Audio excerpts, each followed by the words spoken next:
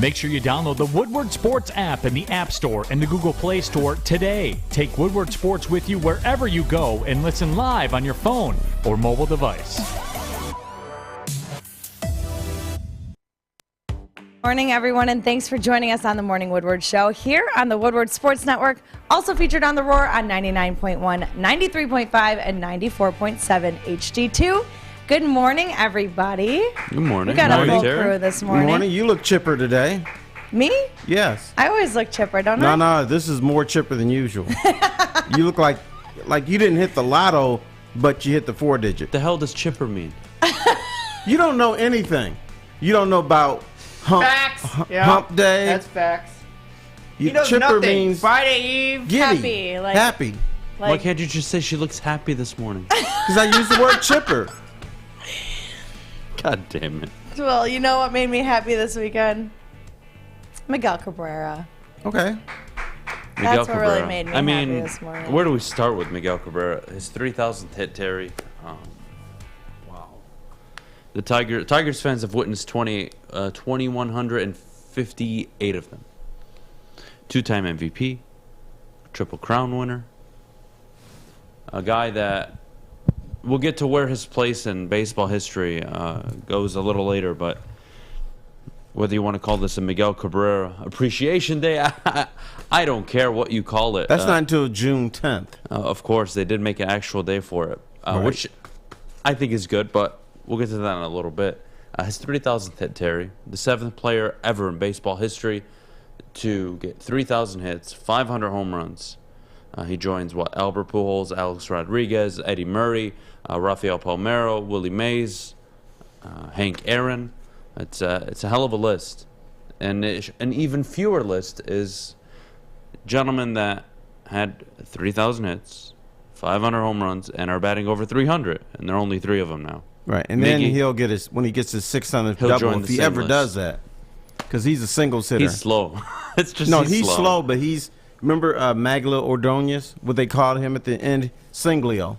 Yeah, that's true. So we got to think. He'll get one double this season, I'm sure. He'll get to 600 eventually.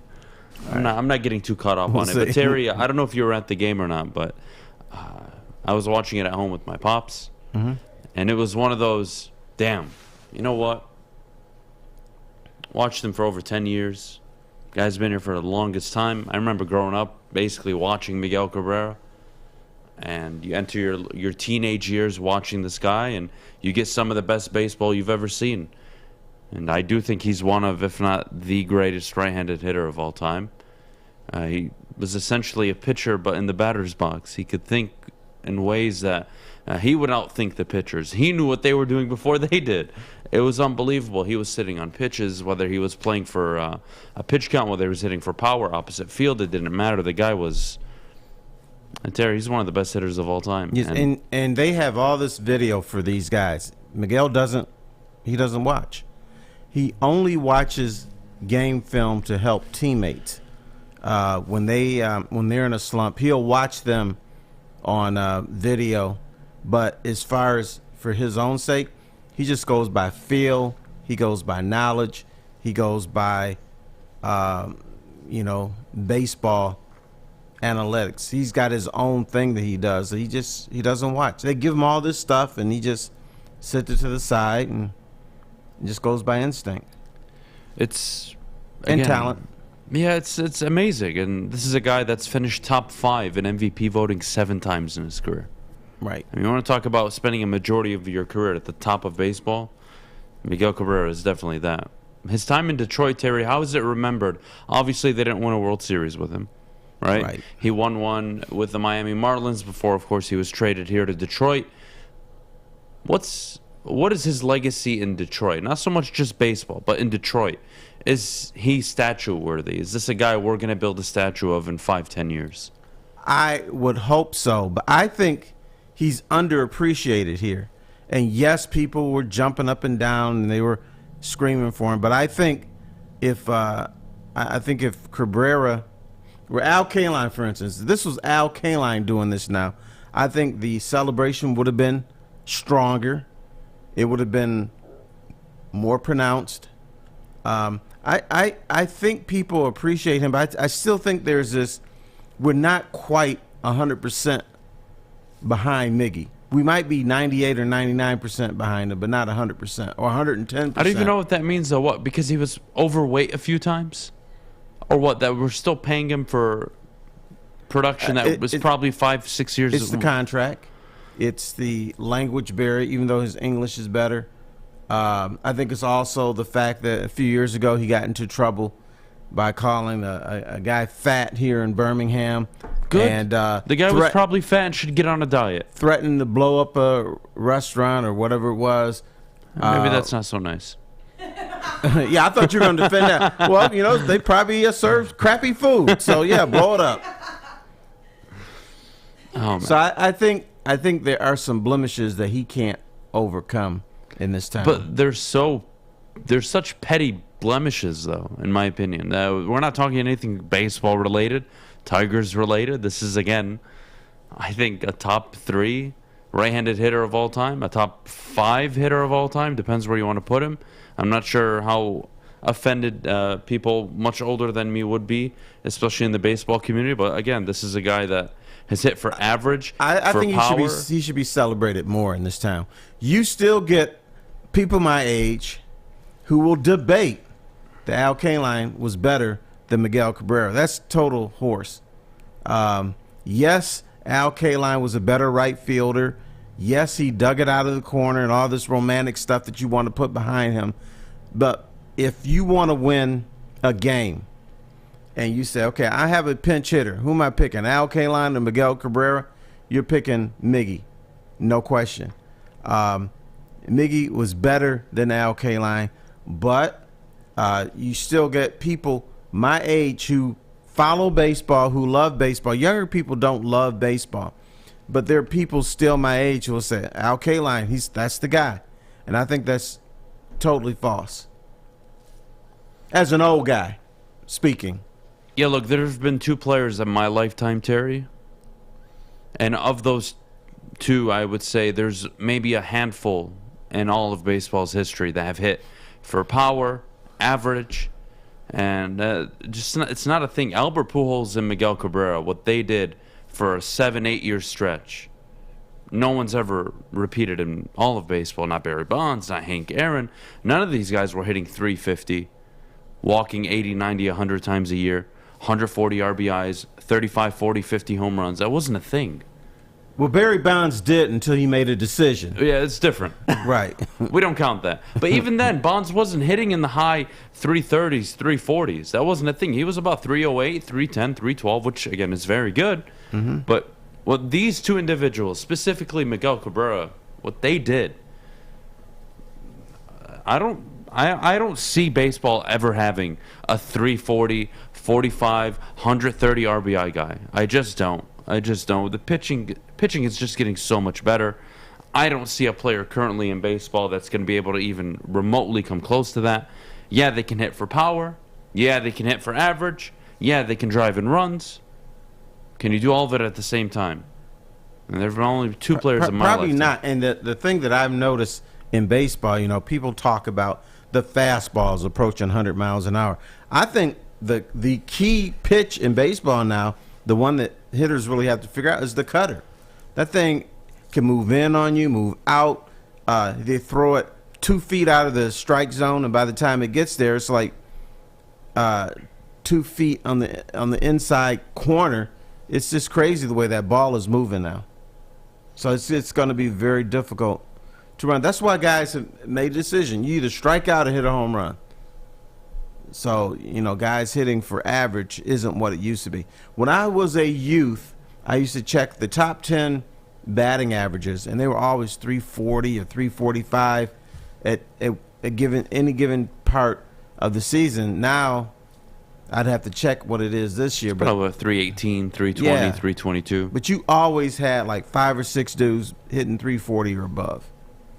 But you just can't do that anymore.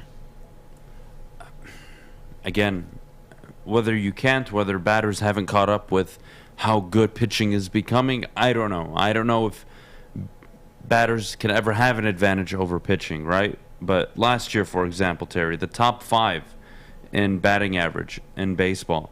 328, 319, 313, 311, 311. Which is good. Which is It's good. excellent. It's very good. But the But guy it's that not led the league 340. in batting average had 28 home runs, and the guy in second place had 15.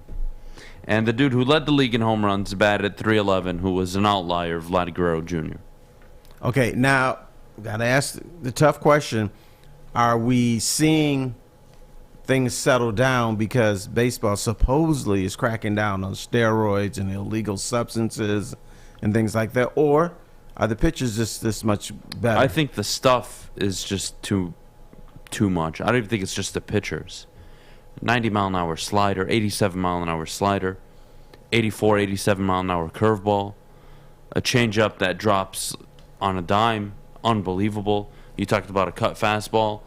I mean, the two-seam fastball is ridiculous. Obviously, you have the cutter inside.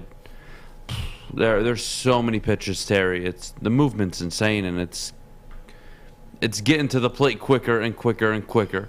And of course, pitchers are working on longer strides, which makes a 98-mile-an-hour fastball actually come at you at 103, 104 miles an hour.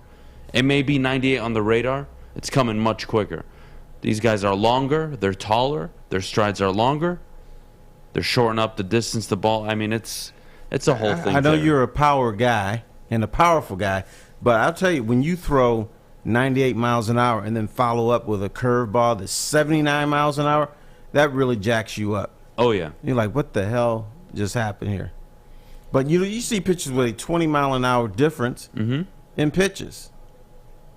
Clayton Kershaw, perfect example. Guy used to throw high 90s, curveball 76, 78 miles an hour. It worked.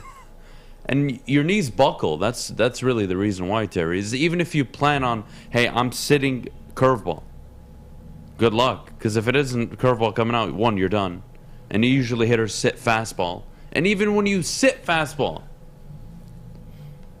good luck hitting a curveball. Because it's going to buckle you. And you got to figure out what you're going to do with it. So we may, the bottom line, we may see 3,000 hits in a while. And, Miguel Cabrera brings me back to a guy that he really likes. He loves Spencer Torkelson, that this is going to be the next guy. And he's already said he's a better hitter at his age than I was when I was his age. Now, will Spencer hit 500 home runs or get 3,000 hits? I would say that the odds are that he won't, but this is a guy that Cabrera has identified as someone who's better than him at his age. So you would think he would have a shot, but if pitching is going to be this dominant, then maybe he doesn't have a shot. I can't put those expectations on a rookie. I can't. I mean, we're talking about one of the greatest hitters of all time. I think it's important, again, for people to remember these pitchers now are 6'3", 6'4", 6'6". Those long strides on the mound, they're much closer than what it seems. The equivalent, I would say, is bring in a professional softball pitcher, move the plate up 30 feet. Hell, move the plate up 5 feet, essentially, and have a dude throw full speed at you. It's not fun. Take 5 steps up in the batting cage. Good luck trying to hit those balls. That 85, 90 mile an hour ball is going to feel like 100. Yeah, it's on you before you can even get going. It's ridiculous. You know what else is ridiculous, Sarah? Cade Cunningham finishing third in the Rookie of the Year voting. And I took some notes for you. I talked to some of my friends who have actual votes, and here's why they did not vote for Cade Cunningham. You know what I would appreciate, Terry? I think it'd go a long way in our relationship if you could share me their numbers and addresses. I don't and we'll think see how long your friends stick around. I don't think my relationship with them would add up. So I'm going to decline your. Fair but enough. Is that somebody that you want to be friends with? You know what I'm saying? I don't care. Maddy doesn't vibe with people that don't agree with him. That's right. I can vibe with people that I disagree with. I can't. They're out. Cancel culture. Okay. Well, anyways. speaking of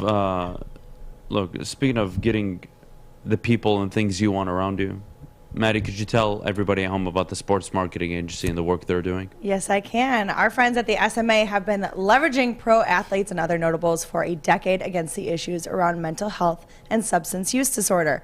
With the help of NFL alumni, Sean Jordan has been able to save lives and take a stand against these issues. Soon coming to Woodward Sports, the Sports Marketing Agency podcast. This is the F Word series on fentanyl. If you're struggling with substance abuse or mental health, they are here to help. Go to thesportsma.com. Hi, my diamonds. It's Crystal with an X. You want to get hot and perfect like me? Here's my super easy routine. Drink at least a gallon of water before you wake up. Attach a weight to everything in your house. Hello? Sell your car and just sprint everywhere. Scream when you exhale. Don't follow Crystal with an X. Do your own thing at Planet Fitness with tons of equipment and free fitness training in our clean and spacious clubs. Join now for just $10 a month and cancel anytime. Make sure you're listening to Woodward Sports all day long. Start your morning with the Morning Woodward Show. Spend middays with Big D Energy. Watch and listen your drive home with the bottom line. And don't forget about Woodward Bets Daily. All live, all right here on the Woodward Sports Network. Well, guys, if you're looking for a partner for foaling, you can't have mine. His name is Adham Baydoun, but you can find somebody else. Make sure you head on over to the Foaling Warehouse in Hamtramck. That's where you'll find the home of the original football bowling pin game called Foaling. Host your corporate party, team building event, or just come in with family and friends. There's 2 ways to play. They've got $10 unlimited open play, or you can reserve a private lane for $120.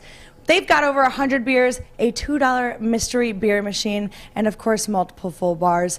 Bring in the food or have it delivered. Come get your full on. Visit them at thefoalingwarehouse.com. Terry, over the weekend, we were disgraced. Basketball in general was disgraced. I don't even know what to say anymore. I'm not going to sit here and argue for Cade Cunningham anymore. He finished third in the voting. Third. It wasn't even close. It was embarrassing. But I'll tell you this. Before we get to the voting and how many first place votes he got, I believe it was only 7.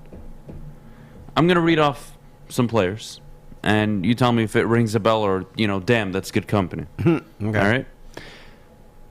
Cade Cunningham is one of 10 players to average 17, 5, and 5 and play more than 58 games in their rookie years and qualify for the award. He played 64 games, and alongside him are Luka Doncic, obviously one Rookie of the Year. Slovakia. Tyreek Evans, who when he came out of college, I mean, that dude was legit for 1 year, though, but still. What the hell's wrong with you? This is a huge spider. Yeah, that spider was like 20 feet away from me. It's Why do not you even care? close to She you. jumped out of a chair for that spider. There was no need to kill that spider. Yes, it was. That's one of All God's right. creatures. Shame All right, on you. sit down. Okay, so you're just gonna leave the spider there? Yes. yeah. Just leave the spider. Shut the hell up. It was coming too close. Jeez. Pete. Jesus 20 Christ. feet away. All right, Terry. 1 of 10 rookies. Okay. You ready for this list? Luka Doncic, Like Tyreek Evans, who averaged 25 and 5 his rookie year. He was a damn good player. LeBron James. I think he's a good player, right? He's solid. Steve Francis. Pretty good back in the day. Grant Hill. right. I'd like to think he's a good player. Yes. Michael Jordan. He's okay, right? These aren't Competitive. rookies. Magic Johnson, Alvin Adams, and Oscar Robinson. And of those 10 players, do you know which 2 didn't win Rookie of the Year? Surprisingly, Magic Cade. Johnson. Oh, And Cade because of the Cunningham. Larry Bird thing. Yep, Magic and Cade Cunningham. And I can't even be upset that Magic didn't win it. Like, whatever, I'm willing to accept it. There was a guy in his class as good as him. Fair enough. Cade Cunningham loses Rookie of the Year to Scotty Barnes. Scotty Barnes? I didn't think Scotty Barnes was going to win. I thought it was Evan Mobley. Where's the Evan Mobley crowd? I want to know. It was. I thought it was Evan Mobley. It was, this guy was consistent from day one. he came into Cleveland and they became a better basketball team. You look so noble. You know what you look like? You look like one of those presidents on the side of Mount Rushmore. Damn right. Very noble. If only we could give him like a little white man. wig. This is BS. I'm sorry. You call it Detroit Kool-Aid. You call it whatever you want. Detroit Sports Talk Show. I don't care what you call it. If you can't see, it's ridiculous. 7 first-place votes. A majority of his votes, I want to say 80% of his votes came in via third place. Scotty Barnes and Evan Mobley were so much better than Cade Cunningham. You got to be kidding me. I can't believe it. I really can't. 17-5-5. I mean, I'll keep saying it. The 10th rookie to ever accomplish the feat. The only one ever not to win it. Obviously, Magic Johnson. For obvious reasons, though. I don't know. Terry. I'll let you. You are friends with these voters. You tell me why I should not. I talked to a few voters. Tell me why I shouldn't take your phone. Find out who they are, and just go kill them. Tell me why. That's a disgrace. Well, because to first basketball. of all, violence is not the answer. Sometimes violence is needed, Terry. And you know what? I want to know how we got here. I really do. I hope you can explain this to me. Because since when is the Rookie of the Year voting process? Since when is the criteria winning matters? And since when does it matter more than, I don't know, regular season MVP? I didn't tell you the reasons yet. So Jesus, don't make assumptions. All right. First of all, from the people I talked to, now I disagree with much of it. Let's get that out. But they said Cade Cunningham put up fake numbers. That, he averaged 17.2 points a game and everything. But a lot of that came when games were out of hand. He was in the game where most guys would be sitting because the game, there wasn't a competitive game.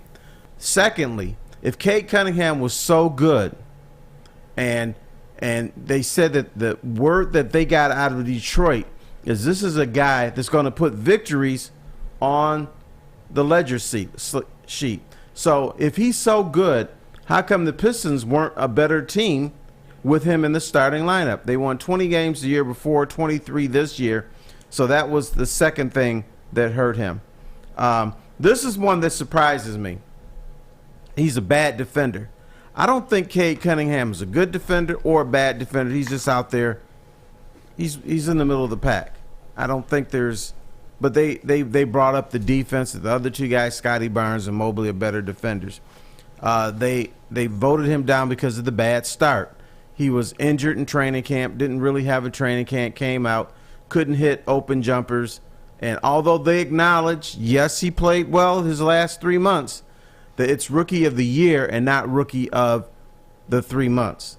Also, taking a little shot, the Detroit's fan base and media is soft, that we are rooting for a guy so badly that we are blinded by the fact that this is a guy that didn't deserve to be Rookie of the Year. So those were the reasons I was given why people did not vote for him. And in fact, most of the people I talked to, they voted for Evan Mobley and not Scotty Barnes. So that's what I got. Any reaction there, brother? First of all, the fake numbers. Fake numbers. Down the stretch, the Pistons, Terry, covered 23 of the 26 games they played. We don't look at covers. We look at wins or losses. Well, that means they're competitive, right? The games they should be losing, they're playing much closer than Vegas expected. That has to say something. That does not, in my mind. The team played without a center for a majority of the year. And once Marvin Bagley showed up, we saw Cade really take off. Again, fake numbers. Well, if those are fake numbers, what the hell are Scotty Barnes and Evan Mobley doing? Because they're the third or fourth option on their basketball team. Fake numbers. But they made their teams playoff teams. No, they didn't. Colin Sexton, Lauri Markkanen made that team a playoff team in Cleveland. Scotty Barnes, NBA champion. Fred VanVleet. Pascal Siakam. Coach of the Year, Nick Nurse. Scotty Barnes didn't show up there and they instantly became better. They're just healthy this year. And the Eastern Conference is what it is. Come on. I don't know, Terry. Okay, second point. Just tell me you didn't watch Cade Cunningham play all year. Well, I'm willing to acknowledge I brought that up. They denied that. They denied they did not see him play. but that doesn't surprise me. I accused them. I said, you guys didn't really see the Pistons play. And, of course, they're not going to admit that. They said, no, we saw him play. We saw him play enough. But I think maybe the main point they were making is if Cade Cunningham, a guy that we said is a team player, makes a team better, how come he didn't make the Pistons better? They won 20 before he got here and 23 when he got here. That was their main selling point of why they didn't. Well, no, the bad start was the main thing, but then they brought up how come they didn't win more games. I want to be respectful this morning. It's Monday. It's Monday. You don't have to be. Who wants you to be respectful? Well, Tara, I have blood pressure issues. I don't know if I told you. I didn't know that. These are people I disagree with, so you can be disrespectful. Yeah, but look, I am willing to accept Evan Mobley or Scotty Barnes winning the Rookie of the Year award. If you can explain to me why winning, just for this particular season, matters so much more so in the last 10, 15 years. Since when does winning ever play a role in an individual award like the Rookie of the Year award? And MVP? Okay, now we're talking. Coach of the Year? I'm willing to hear it out. Hell, even Defensive Player of the Year. Is what you're contributing on the defensive side of the ball so impactful your team is much better and winning with you? Yes? Okay, fine. Rookie of the Year? Well, they blame that on us. Here's why. Because at the beginning of the season, we identified Cade Cunningham as a guy that's going to turn a losing franchise into a winner, that he will make them better, that they're using our words against us, that Cade Cunningham is not just your regular player that's going to put up stats. He's a guy that's going to make teammates better, that's going to make a team better. And so why didn't he do that? Terry, I don't know what to say. I really don't.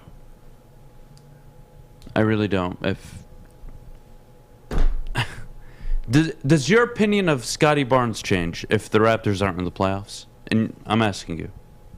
No, I thought he was very good, right? Very good, yes. All but right. I would not have voted him Rookie of the Year, and I didn't. And I don't have a vote, but I would not have voted But let's him forget now. the voting aside, right? Forget Cade.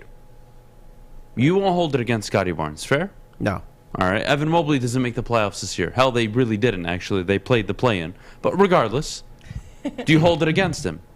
No, and the play-in game is considered a regular season game. So here we are.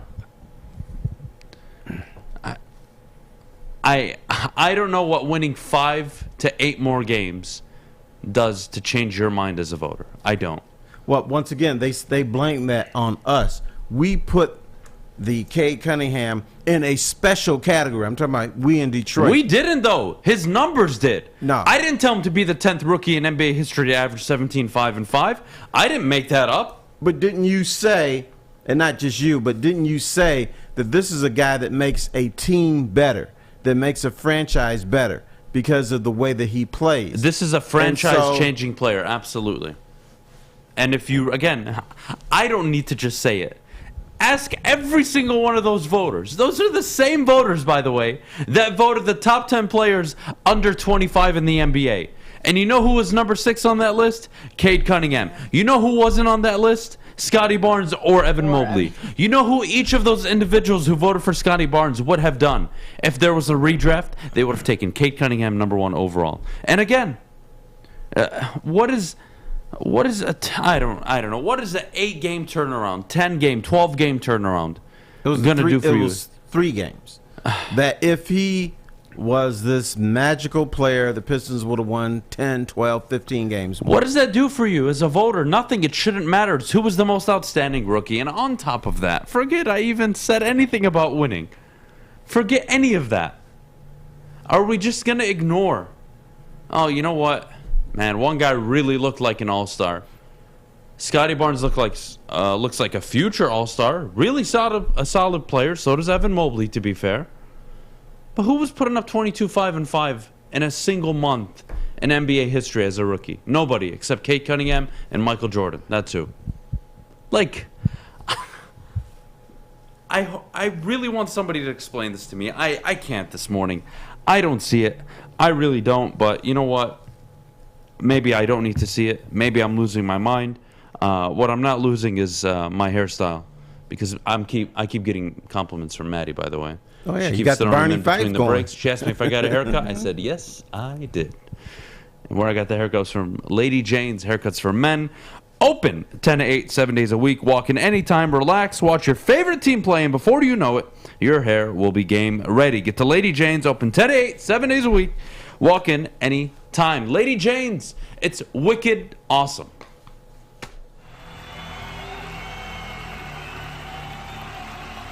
He's going deep, right side. Oh, that is Edwards out there. He goes up in the air at the goal line. Hey, it's Brandon Edwards here, wanting to welcome the sports marketing agency to Woodward Sports Network, to the family. Glad to have you guys. For the last decade, the sports marketing agency has literally leveraged athletes around issues such as mental health and substance abuse. Glad that we can finally start trying to get the stigma off of mental health that's been there for all these years. You don't have to go to the beach, man. You don't have to get your butt crack full of sand. You just need a little chili peppers, man, to get that glowing beach chili peppers tan. Woo! With 26 locations in the Metro Detroit area and more coming, Chili Peppers Tanning is where you'll find the cleanest salons in the D. Join the Pepper Club for the best deals on unlimited tanning. Head to chilipepperstanning.com. You just need a little chili peppers, man. Winning is a habit. So is listening daily to Woodward Sports. We're glad you're a winner, and thanks for listening. It is official. Thursday, we are going to be live from the brass rail. I am so excited. I've got cocaine suits, gold chains. I got it already. Brad Holmes, I can't wait, buddy. I can't wait. It's going to be a beautiful day. You know who's going to be the happiest guy? Who? Me. Why is that? No more mock drafts. I know, Terry. I know. Terry's Sick a Debbie and tired Downer. of him. Terry's a Debbie Downer, but I'm not going to let him ruin it today. This Thursday, 7:30 live, we are going all the way up until the end of the first round. Join the entire Woodward Sports family down at the brass rail for the NFL Draft Party. Watch along. Everybody from myself, Neil Rule, Russell Brown, Scott Bischoff, Terry himself, everybody here at Woodward Sports, we're going to be giving you pick-by-pick breakdown of the NFL Draft. We are very excited, and it's all brought to you by our good friends at Syntron, Planet Fitness, and Gypsy Vodka. Oh, yeah. I'm going to be so happy. Guess Long Island iced tea. I don't usually do them because they're too dangerous, but I'm going to knock a couple of those rascals down on Thursday. All right, well, you know what? Let's cool down. And stay out my way. Let's cool down a little bit, all right? Stay out my way. I'm trying not to be too upset after the whole Cade Cunningham conversation. But Brad Holmes, Terry, comes out and says that trade talks have quote-unquote cooled down for the number 2 overall pick. And stories continuing to develop. Trayvon Walker now the favorite in Vegas to go number 1 overall. Again, not hindsight 2020. I don't want to be that guy, right? But boy, trading back always seemed impossible. Even when the Malik Willis talks heated up. Even Kenny Pickett, whoever these quarterbacks are. I always try to dumb it down, Terry, because, stupid people, I understand it's hard for them to follow along. I do. But if you were a GM, were you ever trading up to that number 2 overall pick, wherever you may have been in the draft? I would bet my money you would say no 99.9% of the time. Correct. And that trade was always going to be a difficult one for Detroit to make, and I always felt that even if they did make a trade, Terry, you wouldn't have gotten a haul like maybe Atlanta or some of these other teams have gotten when they traded back. Last year when San Francisco traded up, well, the team they traded up with was very happy. They're very, very happy about it. But that's for a quarterback, and there isn't a quarterback anybody's taking that to this year. And I'd be surprised if it was Detroit. And I think where I'm at today is, cool. I didn't expect them to trade the pick, Terry. I expect them to take an edge player. And my life will be so simple after that. Do I agree that the quarterback is the most important position in football? And if you believe that's the guy, you should take him at number 2 overall. Yeah. This year doesn't seem like it's the year. No, but you talk about there's not that great quarterback. Normally, there's 5 or 6 quarterbacks that the NFL is looking at. Like, if we can get any one of these guys, we have a chance. We'd have a chance. There's none this year. And of those 5, 6, typically 1, maybe 2 actually make it. But imagine there's a year where you don't even have one that you're looking at like, oh my God. But that's not important. The fact is, the perception is that he's going to be a game changer. That's all you need. You need 5 or 6 names where teams are like, damn, I got to leapfrog somebody. And if I don't get my guy, my first guy, I get my second guy. I'm fine. The Lions kind of got screwed from the standpoint. This would be a perfect year for there to be a bunch of quarterbacks. Lions not take one and get maybe an extra second-round pick or a future first-round pick to get what they really need to build a team. The Lions have had bad luck with things. This year is a bad luck year for the Lions from the standpoint, when you look at the draft, and the reason that you don't – normally most drafts you have a consensus number 1, a consensus number 2, a consensus number 3, and then you go on from there. This year you don't have that. And the reason that is because these guys are good players, but they're not like gangbusters. Can I make the argument? Could I make the case that this is actually not bad luck?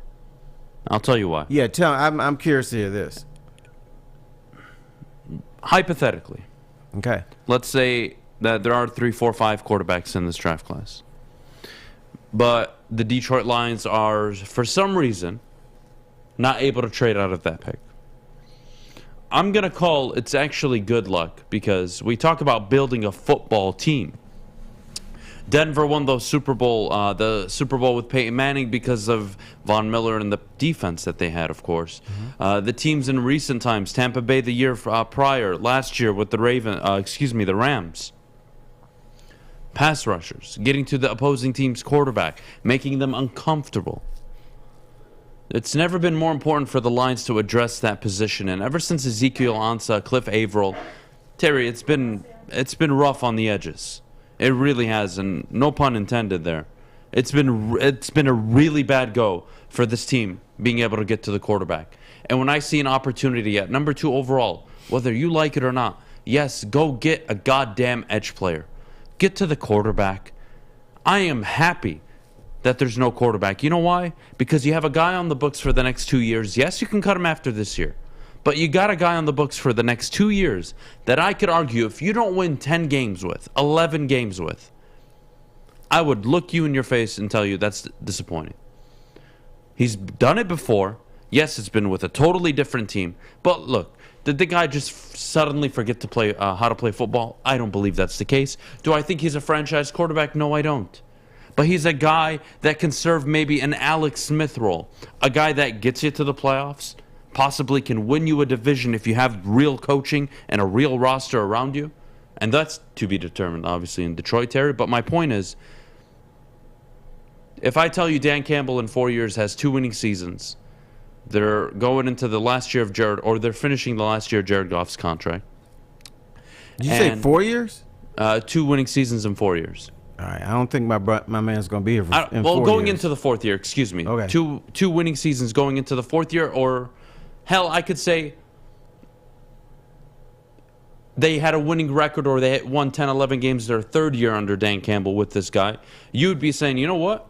Hell, the Lions should trade up, draft a quarterback. Hell, I'm okay if they sit him and they franchise tag or they sign Goff to a 1-year deal. And I think you'd be comfortable with that. I would. I'll admit that, yes. And you'd be comfortable because the team has a good roster, right? They're winning 10, 11 games. You got the guy of the future supposedly on the bench. Yeah, I think it's some good luck because it's about time you addressed the defense. It's about time you went all in. You went all in on the fact that, hey, you know what? You need a roster. And the Bengals aren't in the Super Bowl, guys, because they drafted Joe Burrow only. They're in the Super Bowl because they spent $230 million in free agency over 3 years. And in that, they hit home runs in Trey Hendrickson, drafting players like Jesse Bates, drafting Jamar Chase, having T. Higgins, Tyler Boyd on the books, Joe Mixon, yes, an atrocious offensive line, but it was a pretty damn good football team. And, of course, it ended up being that they had one of the best quarterbacks in football. Right. Now, but with that said, Brad Holmes is saying he wants to build it the right way. He started out by getting offensive line help, then defensive line help. Do you think if there was those quarterbacks there that he would go, oh, I'm going to abandon what I want to? I think he should consider it, and I think he would. But he should consider a quarterback if there was. I think he should. Yeah, if this was, let's say, an elite quarterback class, yeah, of course you consider it. You don't pass up on an opportunity again to get that guy. And let's say Trevor Lawrence would be available at 2, right? Or hell, forget him. Let's say he goes 1 again this year, and you have the last year's draft class available to you right now. You take Zach Wilson or Trey Lance. I don't care who you take. You can sit them this year, and then Goff can leave, and you continue the process. So again, I'm open to the idea of them taking a quarterback at 2. I just don't think these are the guys. And if they believe these are the guys, one of them, Kenny Pickett, Matt Corral, Malik Willis, whoever it is, I don't see it. But it's not my job to see it, right? If they believe in the guy, they should take him. Right. But with that said, how do you build a NFL roster through the draft? Yes, your splash prize is in the first round, but the Lions have failed second, third, fourth round. That's where you build your championship teams. And I still think that you can take a chance on a quarterback at 2 if one was there, and then build with 32, 34, and 67, whatever else you have. The Lions in the past have always said or thought, if we don't get it in the first round, we don't get it, because we miss out on our second round picks. We flub the third round picks. We might get lucky in the fourth or fifth round with a role player, a reserve player.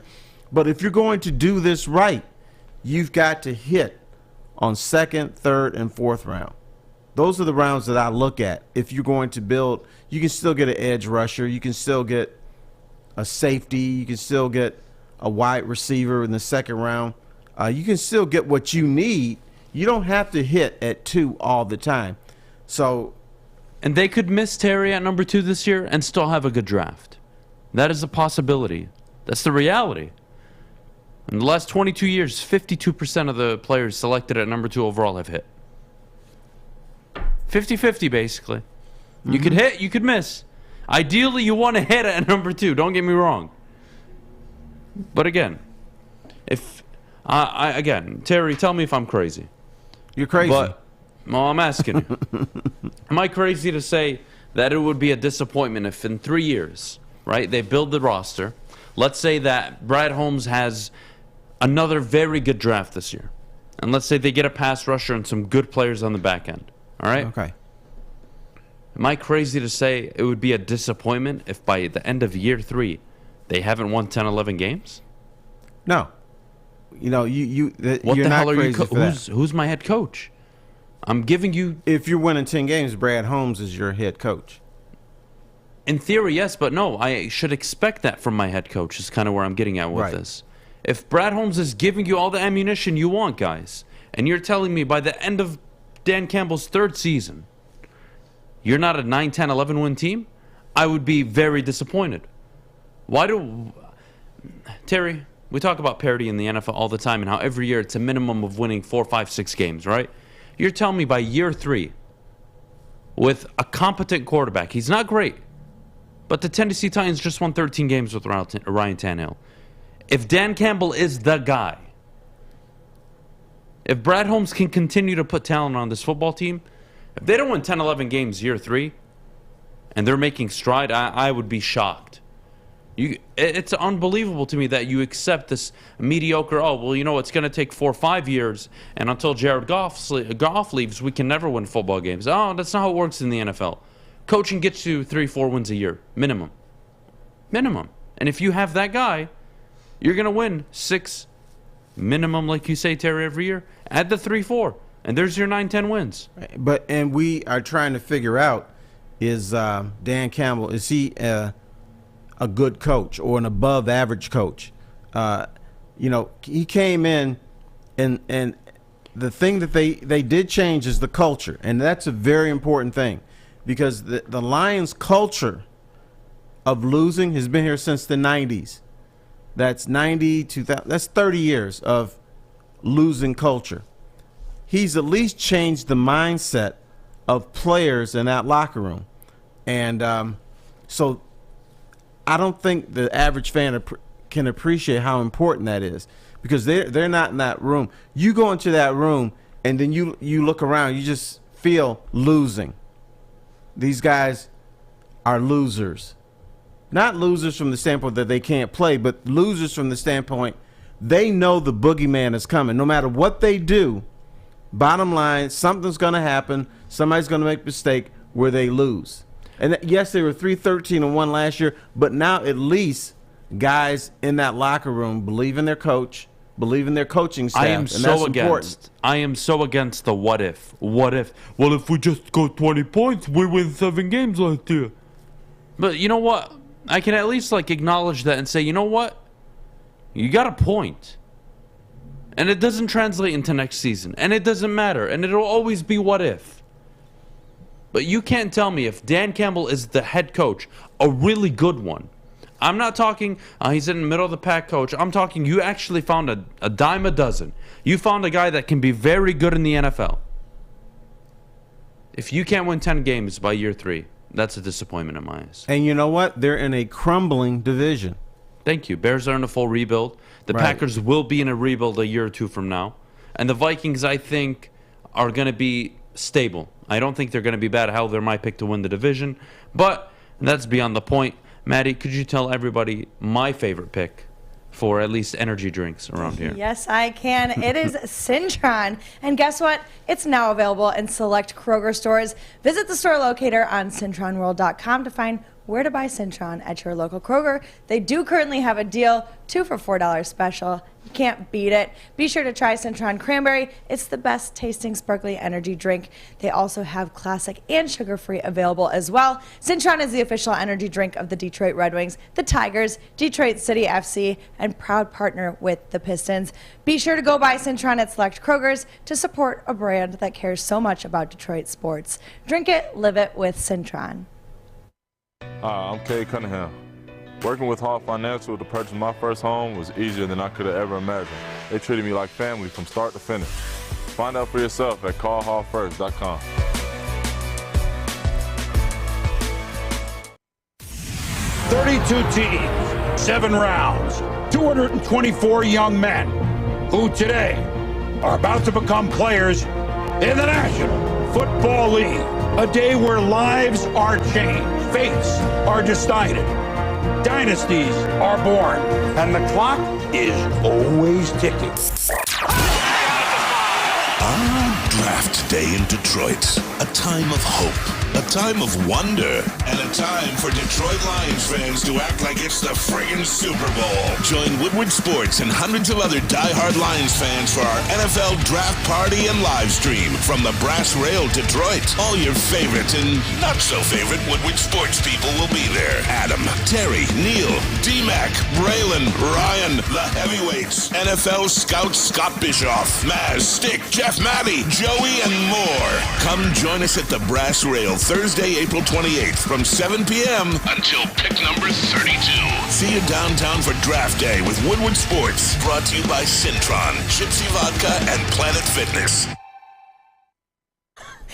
Well, guys, you heard about Adam's favorite energy drink, but I have to tell you about my favorite wings. They've got Wingstop has fresh, juicy, hormone-free chicken, and they've got the best traditional wings. Try out their signature sauces, Jamaican jerk or lemon pepper. Their wings are tossed to perfection in any sauce that you may choose. When the wings are this good, you're allowed to be a snob. Order online now at wingsnob.com. Wingsnob, we just have better wings. Oh, wings and football. Great combination. Bam. Fish, one of these days, buddy. One of these days. Look, guys, welcome back. Monday, 4/25/2022, 8:49 in the morning. Terry, I got a question for you. I'm ready. Where does Miguel Cabrera rank? And not only rank, where does he fall in baseball history? Some of the one of the best hitters we've ever seen, obviously, but where is that? Is he ever going to be recognized like a Babe Ruth, a Hank Aaron, one of these guys, or is he just one of the best hitters and we'll forget about him in 10 years? He'll never be compared to Willie Mays or Babe Ruth or Hank Aaron. And I think part of it is to reach baseball lore, you have to play in a particular city. You have to play in New York. You have to play in St. Louis, maybe L.A., but Detroit is kind of an afterthought in that regard. And I'll give you an example. ESPN did their top 10 plays today. Not today, but on Saturday. Guess what was not one of their top 10 plays? Miggy's 3,000 hit. Miggy's right. But normally, somebody could dribble a ball to the pitcher and it bounce off his head. And if it's 3,000 hit, that's the play of the game. That's one of the top 10 plays. The fact that I do believe in some regards Detroit is an afterthought, that Detroit is not viewed as a legit baseball town in regards to putting a banner on guys for great accomplishments.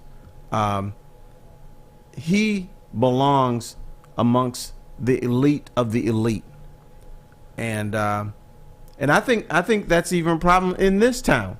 That we celebrated his victory, we celebrated his triumph, but I don't think Miggy is as appreciated in this town the way he should be.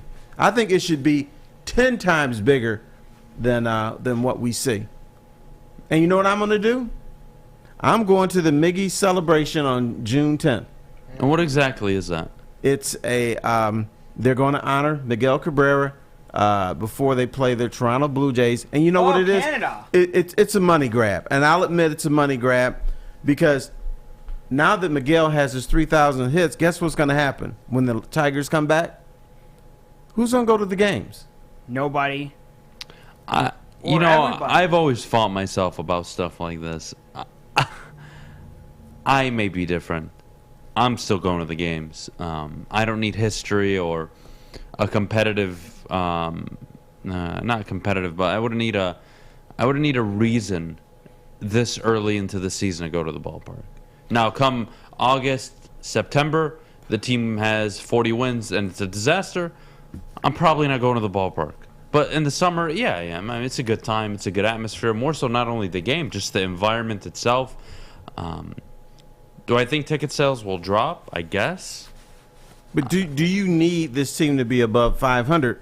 Right now, no. To go, I think they're coming back in 2 weeks or a week or something. When they come back, we have to look at this in May. How many games in are they going to be, though? What, 30, 35? Probably, yes. Yeah, I mean, if they're 14 and 21 or 16 and, I don't know, 17, 16 and 18.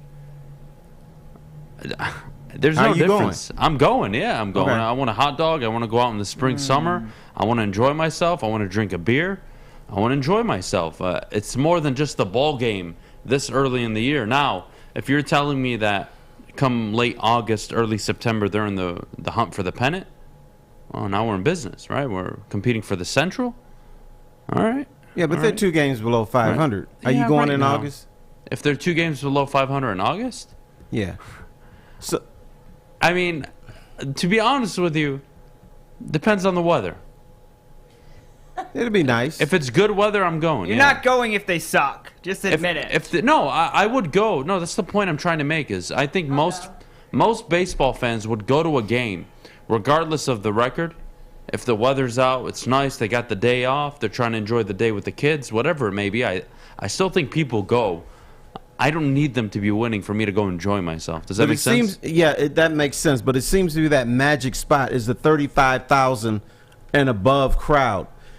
The Tigers, where it was like this weekend, right? I don't think they'll ever get that this year again, unless they're competing for the Central. That's what I'm saying. Yeah, I'm with you on that. But to get me to the ballpark, maybe again I'm one of those weird people. But just weather's nice. No. You're not weird. There's people who are baseball purists. They go. Not only do they go when it's cold, but the Tigers could be losing 6-1, and they're still in their seats. I'm not one of those people.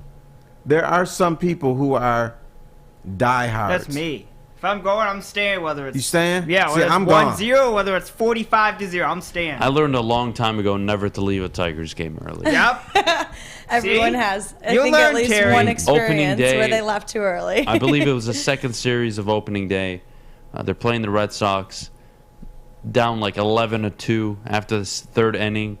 I'm like, you know what? It's Don't beautiful do it. outside. I'm going to go drink with my cousin and my brother and go eat some food.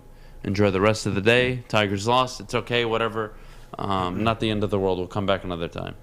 By the time we get back home, eat, after eating, drinking, everything, turn on the TV. It is like 12-11. Tigers are winning. And we're like, oh, man. I missed it. We missed it. So I learned a long time ago not to leave games early. You know what? You know what's a sport I never leave? There's two of them. I could never.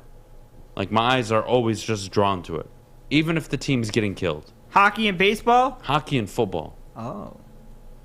I can just watch hockey and football regardless of the score. I don't know why. Basketball, Pistons are down 30 at halftime. Probably leaving. Tigers down 10 after 4 innings. Yeah, I'm probably leaving. Hockey, football, I don't know why. I can't move my eyes off of it. First of all, football is an event. It's not a. That is very it's true. not a game. It's an event. So you go there, you enjoy it, and then you're dealing with the interaction of the fans, and the fact that anything is possible in football. Now I'm surprised you would leave a basketball game, because basketball, at least this year, even the NCAA tournament. Yeah, Timberwolves down, what, 26? Yeah, you down 26, you win in the NCAA tournament. Yeah, but I'm not trying to see women run onto the court gluing themselves to the court. Oh my God. I'm tired of these But that's animal only right Minnesota. activist That's people. only Minnesota. I haven't seen anywhere else, right? It's only Minnesota? The national championship game in college basketball. Yeah, but Yeah. basketball is one of those games, at least for me, that's really hard to watch if it's not going well. Like, if it's a football game or a hockey game, like, I can deal with it. But basketball, it gets cringy. Well, in basketball, every team has a run. You don't necessarily have a run in football. You don't necessarily have a run in hockey. But in basketball, somebody's going to score 10 points in a row, no matter how far up or how far down you are.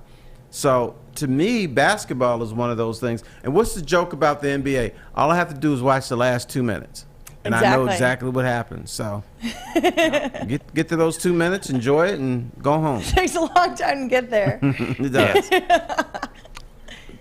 I'll finish with this in terms of Miggy. I don't think he'll ever be revered as a top 5 player, even though I think he's a top 5 hitter, in my opinion. But that's a guy that should go down, Terry, in all of baseball. Batters, pitchers, everybody that's ever played.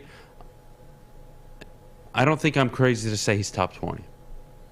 And he's probably near the mid-teens, near 20. I don't think he's touching near top 10. I don't think baseball purists would ever allow it. Again, one of the few Triple Crown winners, 2-time MVP, one of 3 people in the 3,500 hit, 300 batting average club. Once he hits 600 doubles, that's another record landmark. I don't know. It should be higher in my opinion, but he never had a flashy glove.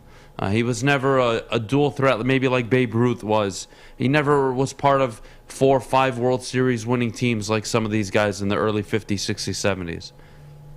I don't think he'll ever get the appreciation not only from Detroit, but baseball in general.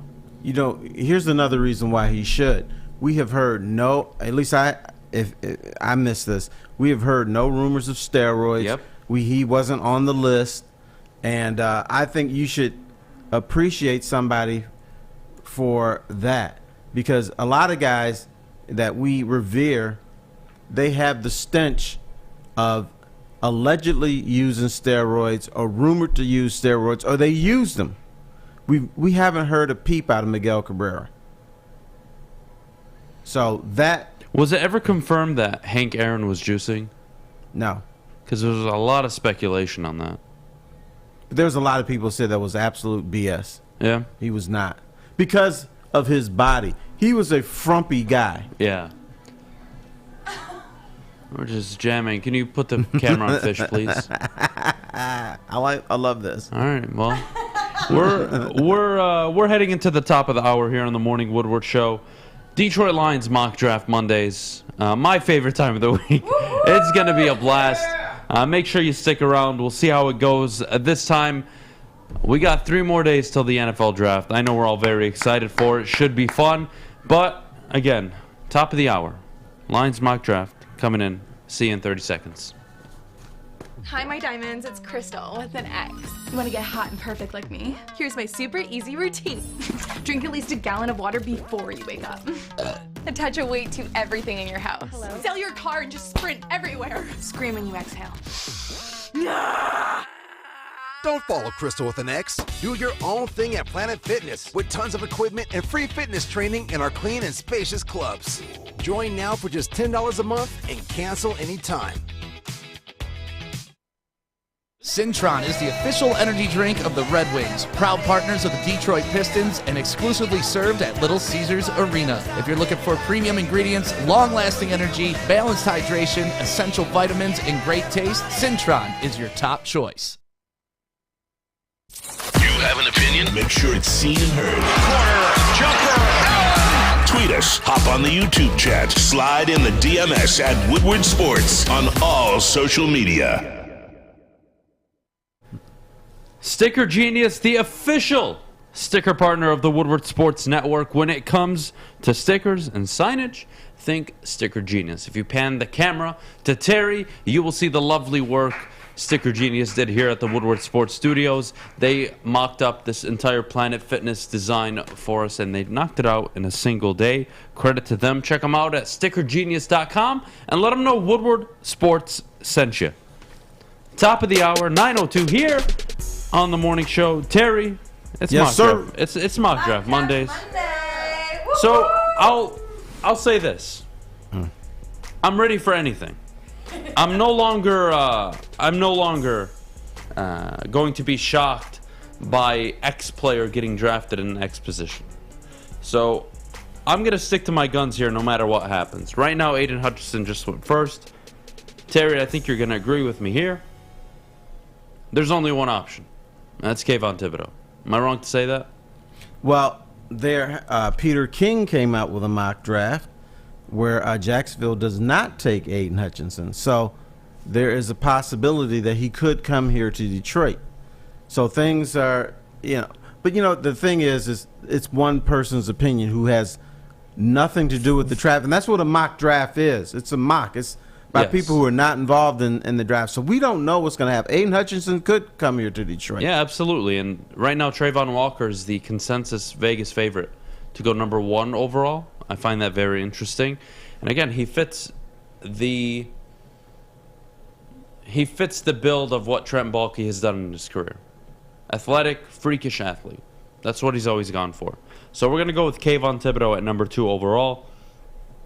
At number 32, Terry, this is where things get interesting. Again, we're not going to trade. We're just going to select where the lines are. And whatever players are available, we're going to roll with it. Terry, a lot of people have been talking about George Pickens. All right? Yes. Good wide receiver out of Georgia, but damn his attitude. Damn he's feisty. Got suspended by his own team. Squirted water on an opposing player. Throwing fists. Oh, look, is that a Dan Campbell player? I don't care. What do you want to accomplish in this draft? And at 32, I'm looking at safety, Terry, and I'm looking at another edge rusher. And you know what? There's a kid out of Minnesota who's available, and I don't think he'll be available at 34 because I think a team will trade up at 33 to get him, and that's Boye Mafe. I'm not wasting my time here. I'm taking 2 edge rushers, Terry. I'm not sure how you feel about it, but I'm going 2 edge rushers in the first round. If there's not a wide receiver I'm in love with, it's tough for me not to take another edge rusher. They need edge help. They do, and they need help in the wide receiver room too. I am not opposed to 2 edge rushers, but I think the way the league is, if you have an elite wide receiver there at 32, you take him. You help Jared Goff, or you help whoever's replacement is going to be, and you help an offense that, we always say how pathetic the defense is. The offense was pretty weak too. So you need players. Forget all this. Let's coach them up. No, let's get some players that can be coached up. I'm okay with that. Mindset. At 34, again, things get interesting. Do you go wide receiver here? Do you go linebacker? Do you want to take a chance on a safety at 66 instead of Lewis Sine or Jaquan Brisker here at 34?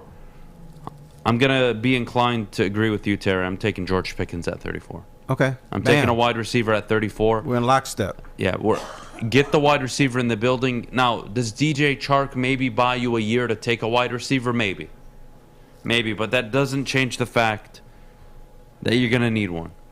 And do you plan on signing DJ Chark long term? I don't believe that's the case. No, and does he want to be here long term? We don't know that. Who knows? And again, I've got a million things in my mind, but I will say at 66, I think, although I believe linebacker is so important, I'm going to take Kirby Joseph, safety out of Illinois, at 66.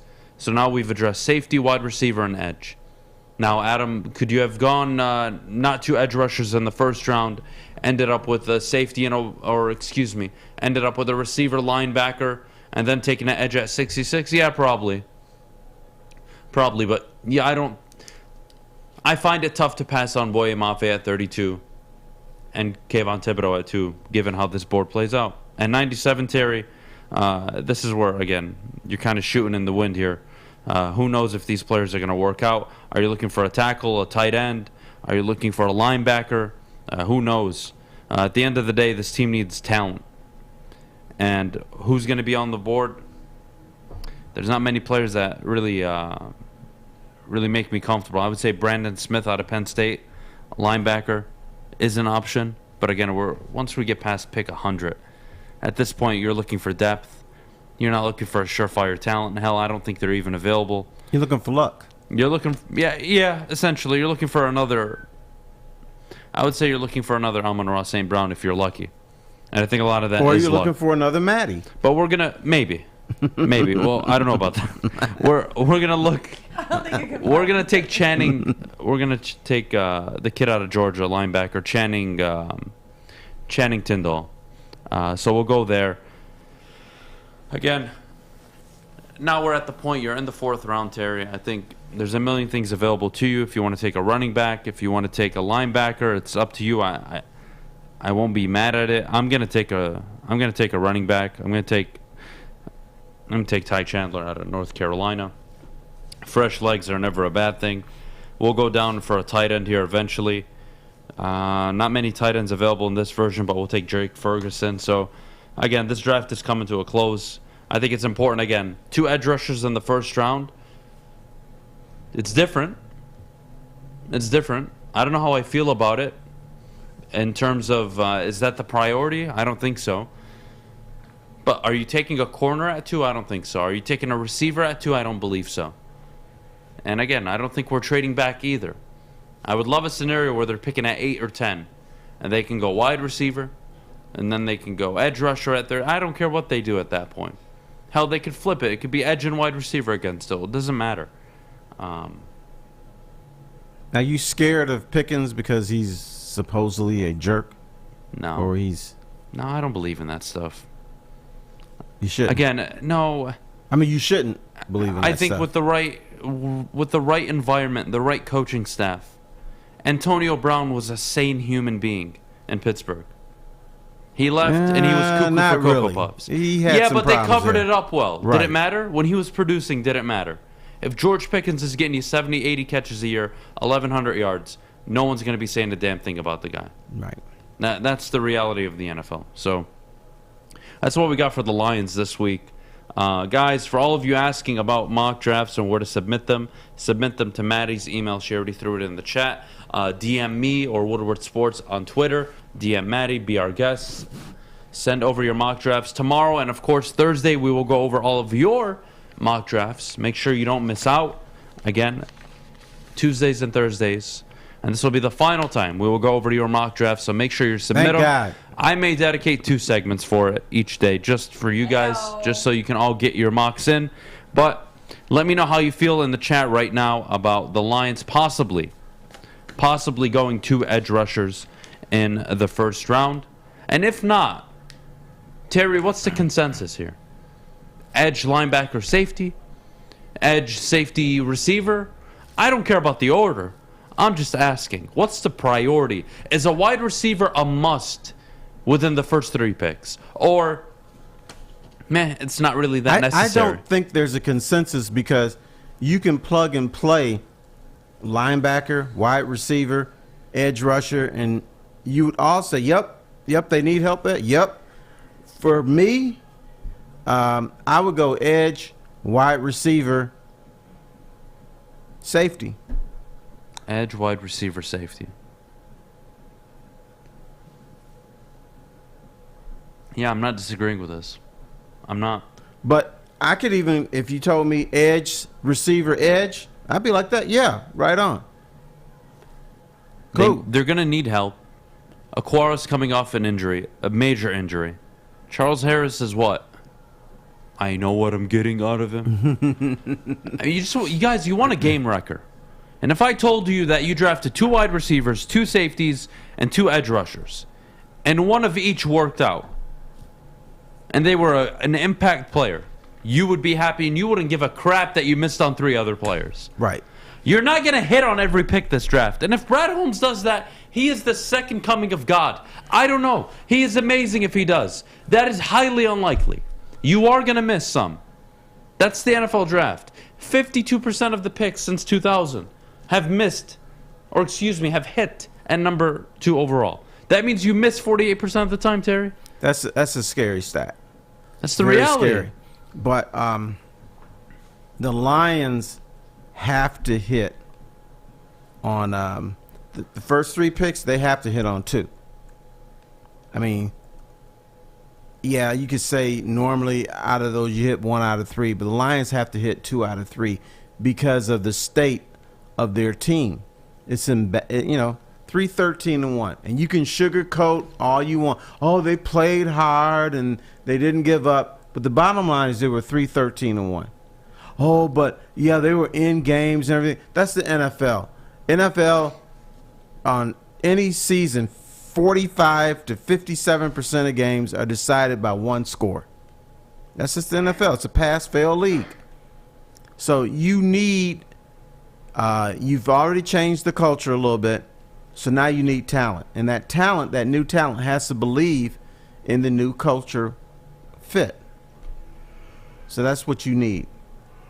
And everybody doesn't have to be choir boys. Let's stop with the choir boy thing. Oh, well, he stole a bagel from a restaurant once. I don't care. You have to take chances on guys that may not be the sweetest guys in the world, but can they play? And do they have that edge? Yeah, look. Are they spicy? Even at wide receiver, they have Cephas, they have St. Brown, they have Reynolds, they signed Chark. It's a lot of people in one receiver room. Not that they're perfect, right? Not that they're part of the team's future. But I'm open to the idea they don't draft a wide receiver this year. And in next year's draft, that mid-first round pick ends up being a wide receiver. That doesn't make that doesn't. I'm gonna bring up a word. Uh-oh. It's called great. Rate? Great. Who out of that room is great? Any of those guys great? St. Brown can be. That's it. But he's not. He's not yet. I mean, he's second-year pro, but he showed flashes of all-pro football down the stretch. He was a Pro Bowl player down the stretch his last 6-7 games. But, yeah, no, none of them are great. But do I need them to be great, Terry, to win games this year? Given the way the team is set up right now. I think you're looking too short-term. I'm looking at this year, next year. Can I get the best wide receiver on the board at 32? The best one? No, but you can get a damn good one. Yes. In theory, yes. But you don't have that choice. You don't know who's going to be available at 32. And likely Olave, Garrett Wilson, Jameson Williams, Drake London, Garrett Wilson. They're all going to be gone. And if you want to pick between Pickens, Sky Moore, sure, but that wouldn't have been your first, second, or third, fourth option. That's the tricky part. So I'm willing to wait a year on a wide receiver, Terry, because it's a run-heavy team this year. Lots of play action. I think it's more important for them, again, to address the defense. And if the first 4 picks, are 2 edge rushers, a linebacker, and a safety, I think you're in business. And you know what? I kind of want to see what that looks like. 2 safeties, not 2 safeties. 2 edge rushers, a safety, and a linebacker. So Kayvon Thibodeau at 2. We'll take a safety at 2. What do you think? Safety at 2. Let's do safety at 2 and see what falls in our lap at 66. 2, like 32. Excuse me. Sorry. Yeah, I can do that. At 2, Kayvon Thibodeau. At 32, we'll go again safety. They signed Deshaun Elliott. Is he a long-term solution? No.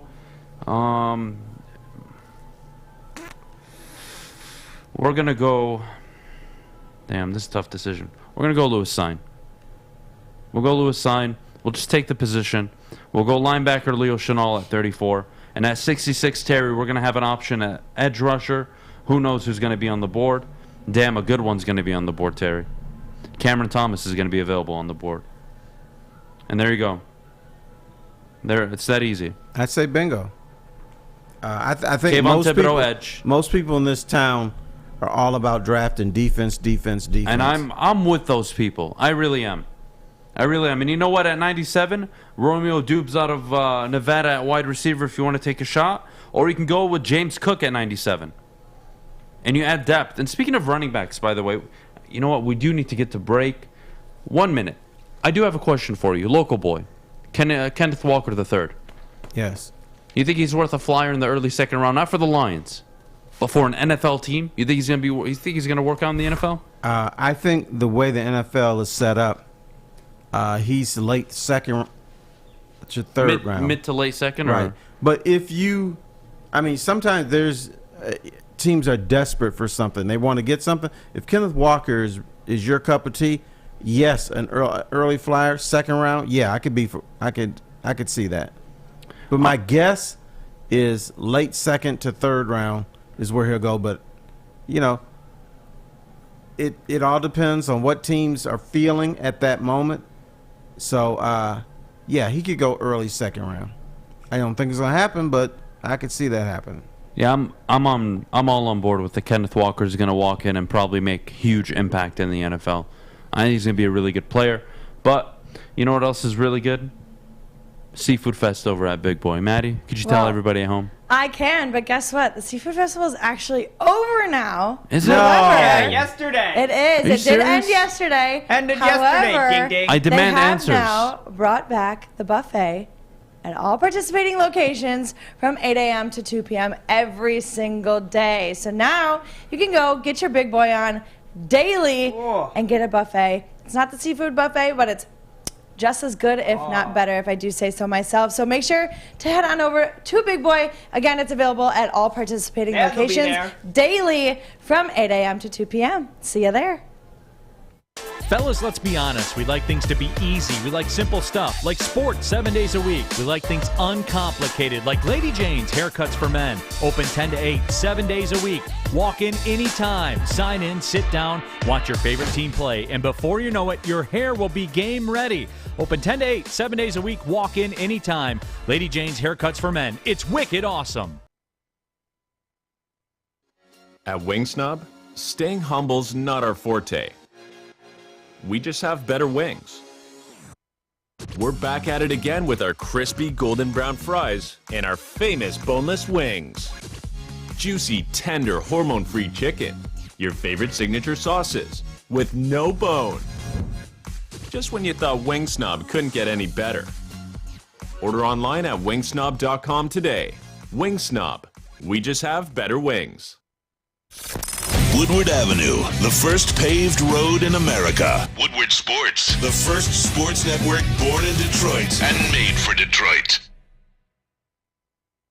Guys, if you're like me, you gotta get some real security because Some people just need to stay out, if you know what I'm saying. And Guardian Alarm, they get it. A good defense on and off the field helps you feel secure. They've got state-of-the-art technology that helps you feel safe, all with 24/7 local monitoring. Guardian Alarm also has convenient features that let you check in on your home, control lights and temperatures, detect smoke or carbon monoxide, and even lets you lock and unlock your doors. Call 1-800-STAY-OUT today. That's right, you heard fish. 1-800-STAY-OUT. Guardian Alarm has been trusted for over 90 years at keeping families safe. Brooklyn, that sock. All right. Ben Simmons, I want to kill him. Why? Fish is like a Are you parrot. unaware of what he's been doing to his teams? Well, you he want hasn't him on the played. team? Yeah. You 'cause want to kill him because he hasn't played? Yeah, he's not injured. You're worse than me, buddy. If you think he's injured, you're an idiot because You're he's worse not than me. injured. If You're you worse think, than me. do you think he's injured? Be I honest. give up on Fish, you. Do you are think you he's okay injured? today? I'm great, but do you think he's injured? He's hyped up. Cocaine. I'm great, That's but what he I does. want to kill somebody. Do you think he's injured, Terry? No, Did you he's try your first Ben cocaine Simmons line is a this bona morning? fide bitch, but we don't want to talk about him. He's irrelevant. You know who we do want to Well, talk about? could have Matthew played Stafford. tonight. And should have Yeah, played we tonight. do. Terry, I'll let you start this one. Okay. Our dude's in town watching the game. Watches Miggy's 3,000th hit. Great weekend. Obviously, Staffords have done a lot of good work here in Detroit locally. Kelly Stafford jokingly says, once his contract is up with LA, he'll be in Detroit playing for the Detroit Lions. Well, I think that's a load be of fun. I think that's a load of crap, and I'll tell you why. Agree with you. But I'll let you go first. All right. First of all, I think what the Staffords are doing is they're doing everything they can to make sure that people know that they love Detroit, and they're dropping little nuggets. You know, Matthew, wouldn't it be fun if when your contract is done if you went back to Detroit? To me, no. Why would you come back to this? You've escaped one of the worst franchises in professional sports history. You won a championship. You're in LA. Why would you come back to this mess? You've already, Matthew Stafford is loved now because he's got a championship ring, but he will come back to a franchise where he couldn't win for 12 years. And he'll come back and probably can't win again. Matthew Stafford isn't available, Terry, until 2026, 2027. He'll be, what, He'll be 38, 39 years old. Not interested. That is 1, 2, 3, 4, 5 full seasons away. And even if he wants to come to Detroit, you ready for this, Detroit Lions? All of you. All you Detroit Lions fans, you ready for this? Why is he going to come to Detroit? And why do you want him back? Why? Unless I'm a quarterback away, I have zero interest in a 38-year-old quarterback. And even on top of that, what the hell are we doing in 5 years if we're considering bringing back Matthew Stafford? If you haven't brought the next quarterback into town, if Dan Campbell hasn't emerged as one of the better coaches in the NFL, well, we're all falling for the hype. This is all PR. This is a Stafford family trying to make themselves feel better. He's not coming back. He doesn't want to come back. What do they need to make themselves feel better about, though? Because there could be a little bit of guilt about him just saying, you know what, hey, Detroit, peace out. I don't think they have any guilt. Detroit has clearly showed the Stafford family that they still love. What about the little stupid AT&T commercial? Okay, but that's funny. And it's only funny because it's like fun. He said, hey, Detroit, still love you, still liked you, you still our buddies. They're doing stuff to let us know that they still are thinking about us. And this is a big, small town.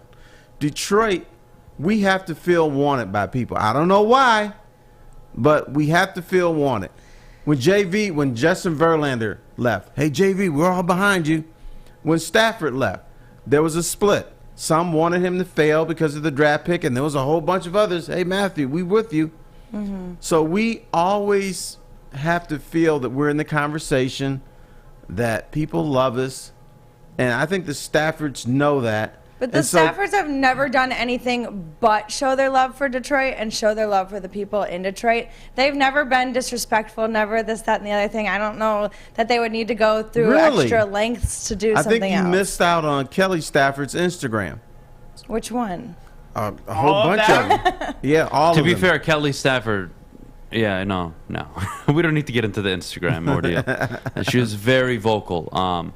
But again, if that was my husband and he was criticized week in and week out, and you gave him Jim Caldwell, Jim Schwartz, and Matt Patricia, I'd be pissed too.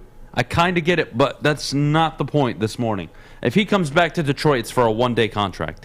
And I'm not sure why, if he plays another 4 or 5 years, that he would want to retire. Again, it may be out of just being a classy guy, but if that's me, I was there for 12 years. I accomplished nothing. And in 5 years, he's probably a 2-time Super Bowl champion. Maybe he wins an MVP. Right. Is he going in the Hall of Fame as a Lion or a Los Angeles Ram if he plays out the next 4 or 5 years at an elite level? Which it seems quarterbacks can do now. He's a Ram. He's going in as a Ram. Because Detroit Maddy, do you want him to come back? I don't have an opinion on whether or not he comes back, honestly. No. Do you want him to come back? I didn't ask you if he's coming back. Do you want him back? I don't know. I haven't even thought that far. I would say no. Probably not. No. In 5 years, no. If we're still where we're at in 5 years and we're looking for somebody and the person that we're looking for is Matthew Stafford, I don't think that's. Then that means Brad Holmes and Dan Campbell should be fired because they haven't done it. Or they already will be failed if they haven't figured it out in 5 years. All right, well, I'm going to go kill myself. We got to take a quick break. When we I'm get not back, going to stop you. When we get back, we're gonna rank the 5 best quarterback classes to come out in the last 22 years. And I felt it was important on draft week to do this, Terry, because people need to understand just how difficult it is to know the quarterback position. But before we do, and before we go, I got to tell you about MyBookie, the premier sports betting outlet. MyBookie, bet from anywhere, anytime using MyBookie. Sign up today using code Woodward, of course, and they'll match your first deposit. Again, that's code Woodward. You want to put some money on the NFL draft, who the lines are going to take, be my guest. Make sure you're doing it all at MyBookie. And if you have a gambling problem, call 1-800-270-7117. It took exploring 50 different formulas and hosting countless taste tests, but we believe Gypsy Vodka is the smoothest vodka on the market. Don't believe us? Ask the owners. We're Mike and Adam Kazanowski with High Five Spirits Distillery. We're in close to about 1,200 locations throughout Michigan. We wanted to create a brand that was geared more towards freedom, love, adventure, and at the end of the day, we really wanted to tell a story that inspired other people to take risks, follow their dreams, whatever that might be. The official sticker partner of Woodward Sports. When it comes to stickers and signage, think Sticker Genius. We support this local Detroit business, and we are excited to show you our latest project, the Planet Fitness Studio from Sticker Genius. If you need custom stickers, wall graphics, window graphics, and plenty more, reach out to our friends at Sticker Genius. We at Woodward Sports couldn't be any happier with the service they provided us. They were quick, easy to deal with, and super professional. Head to stickergenius.com today. We are the network for Detroit by Detroiters. Welcome to the Woodward Sports Network. Welcome back. Thanks for joining us on the Morning Woodward Show here on the Woodward Sports Network, also featured on the Roar on 99.1, 93.5, and 94.7 HD2. It's Monday morning. Yeah, well, it's Everybody's Monday morning. We're 3 days away morning. from the draft, and we always talk about hitting on the quarterback. You need a franchise quarterback. Well, I'm going to give you the top 5 draft classes of quarterbacks that have come out since the year 2000. And before I get into the top 5, I'm going to list you off some groups of guys that didn't make the top 5. Andrew Luck, Ryan Tannehill, Russell Wilson, Kirk Cousins. That was one of them. That's a pretty damn good class if you ask me. Michael Vick, Drew Brees, Mike McMahon, Jesse Palmer, Carson Palmer, Brian Leftwich, Kyle Bowler. But beyond the point, coming in at number 5, Terry, is the 2005 NFL draft class. Alex Smith, number 1 overall. Aaron Rodgers, number 24 overall. Kyle Orton in the 4th round, Dan Orlovsky in the 5th round, and of course Derek Anderson and Matt Castle in the 6th and 7th round, along with Ryan Fitzpatrick. I mean, there's some guys who have started a lot of games in the NFL from that. So depth-wise, guys who suck too. A lot of them that suck. Depth-wise, I would say it's one of the stronger classes for medium to average quarterbacks. And then, of course, it has Aaron Rodgers, which makes the list that much better. Number 4, Terry. I think this should have been higher. And we're only 3 years into these guys' career. That's the 2020 class. Joe Burrow, Tua Tagovailoa, Justin Herbert, Jordan Love, Jalen Hurts, and that's it, really. The rest is a joke. But the point is, goddamn, those first 4. Hell, the first 5 names, pretty damn good. Jordan Love, to be decided, of course, of that group, but Jalen Hurts working out pretty well in the NFL. He's doing pretty good. Tua, he's okay. We'll see. It's a prove-it year for him. And then Herbert and Burrow are absolute home runs. Coming in at number 3, Terry, 2018, I disagree with this completely. This should not be in the top 5 over some of the ones I named earlier. Baker Mayfield at number 1 overall. Sam Darnold, number 3 overall. Nobody wants any of those guys. Josh Allen at number 7. I like that. Josh Rosen at number 10. Nope. Lamar Jackson at 32. Meh. I don't know how I feel about Lamar Jackson. He's worked out so damn good. But until he gets better as a passer, which he has so much time to do, the Ravens are always going to be limited. And they can win games, Terry. They can win playoff games. It's just hard for me to envision the Ravens competing in that division now moving forward when they maybe have the 2nd or 3rd best quarterback, depending on how you feel about Joe Burrow and Deshaun Watson. That's a tricky one for me. I don't think this one is better than the 2 I just named before either. I don't think it's a top 5 class. What do you think? But the tough thing about Lamar Jackson, MVP. Yep. But playoff win. A playoff 68% winning record. He wins games in the NFL. But he does it maybe unconventionally, and maybe that's why we don't appreciate. Maybe we're just accustomed to the way that he does things, and so that's going to make it tough for people to embrace him. But, are they championship contenders with him at quarterback? They haven't proven it yet. Yeah, I don't think trust them in the they're playoffs. contenders for their division, yeah. They haven't shown they can get to a title game, let alone a Super Bowl. So that's to be decided. It's too early in his career. I don't want to write him off yet. Okay. 2017. Again, I disagree. It's too high. This cannot be the number 2 draft class. Mahomes and Watson. That's it. Really? That's number 2? Give me 2012 over the last 2 of these. Andrew Luck, Robert Griffin, Ryan Tannehill, Russell Wilson, Nick Foles, Kirk Cousins. The 2012 class has 2 Super Bowl winning quarterbacks. 3 of that. Oh my! I can't even. What does this have? Patrick Mahomes, Deshaun Watson. We'll see how he does in Cleveland. That's number 2. I think whoever made this list are saying these guys are so head and shoulders above everybody else that it kind of. I think depth in the class matters. It does. I do. And do we disagree here? I would say this has to be the best draft class in the last 22 years. So you're going to agree with it? I think I have to. Eli Manning, Phillip Rivers, Ben Roethlisberger, Matt Schaub. Mm-hmm. I don't think you can go wrong with 3 Hall of Fame quarterbacks in that list. That's very But rare. their careers have played out. But Terry, if I go back to number 6 on this list, Luck, he won't get in the Hall of Fame, but he was a Hall of Fame quarterback. Russell Wilson, Hall of Fame quarterback. That's 2. Nick Foles, Super Bowl winning quarterback. Kirk Cousins, a competent quarterback. That's a damn good list, and it's out of the top 5. I'm scratching my head on this one, Terry. I really am. If I go up this list, Joe Flacco, Matt Ryan back in 2008, Cam Newton, Andy Dalton back in 2011. These classes are just getting worse and worse and worse and worse and worse. It's pretty bad from here. It's pretty bad. And none of this is good. None of it's good. 2019 was a disaster. 2021, to be decided. The 2009 draft class was an abomination outside of Matthew Stafford. I mean, it gets really bad. Guys, the point is all these draft classes suck outside of maybe 4 or 5 of them in 22 years. I hope you understand how difficult it is to draft a quarterback. And if you're going to draft one, forget, we can get one in the 3rd round and 2nd round. No, you can't. Go get him in the first round. It happens now and then, but if you don't get it in the top 15, you're in trouble. Yeah. You're taking a risk on people. Yeah, again, man, that kills me. Kills me with this. Can we stop with the Alex Smith comparisons, please, to Jared Goff? Goff has won divisions in playoff games. Alex Smith was limited because he had no arm.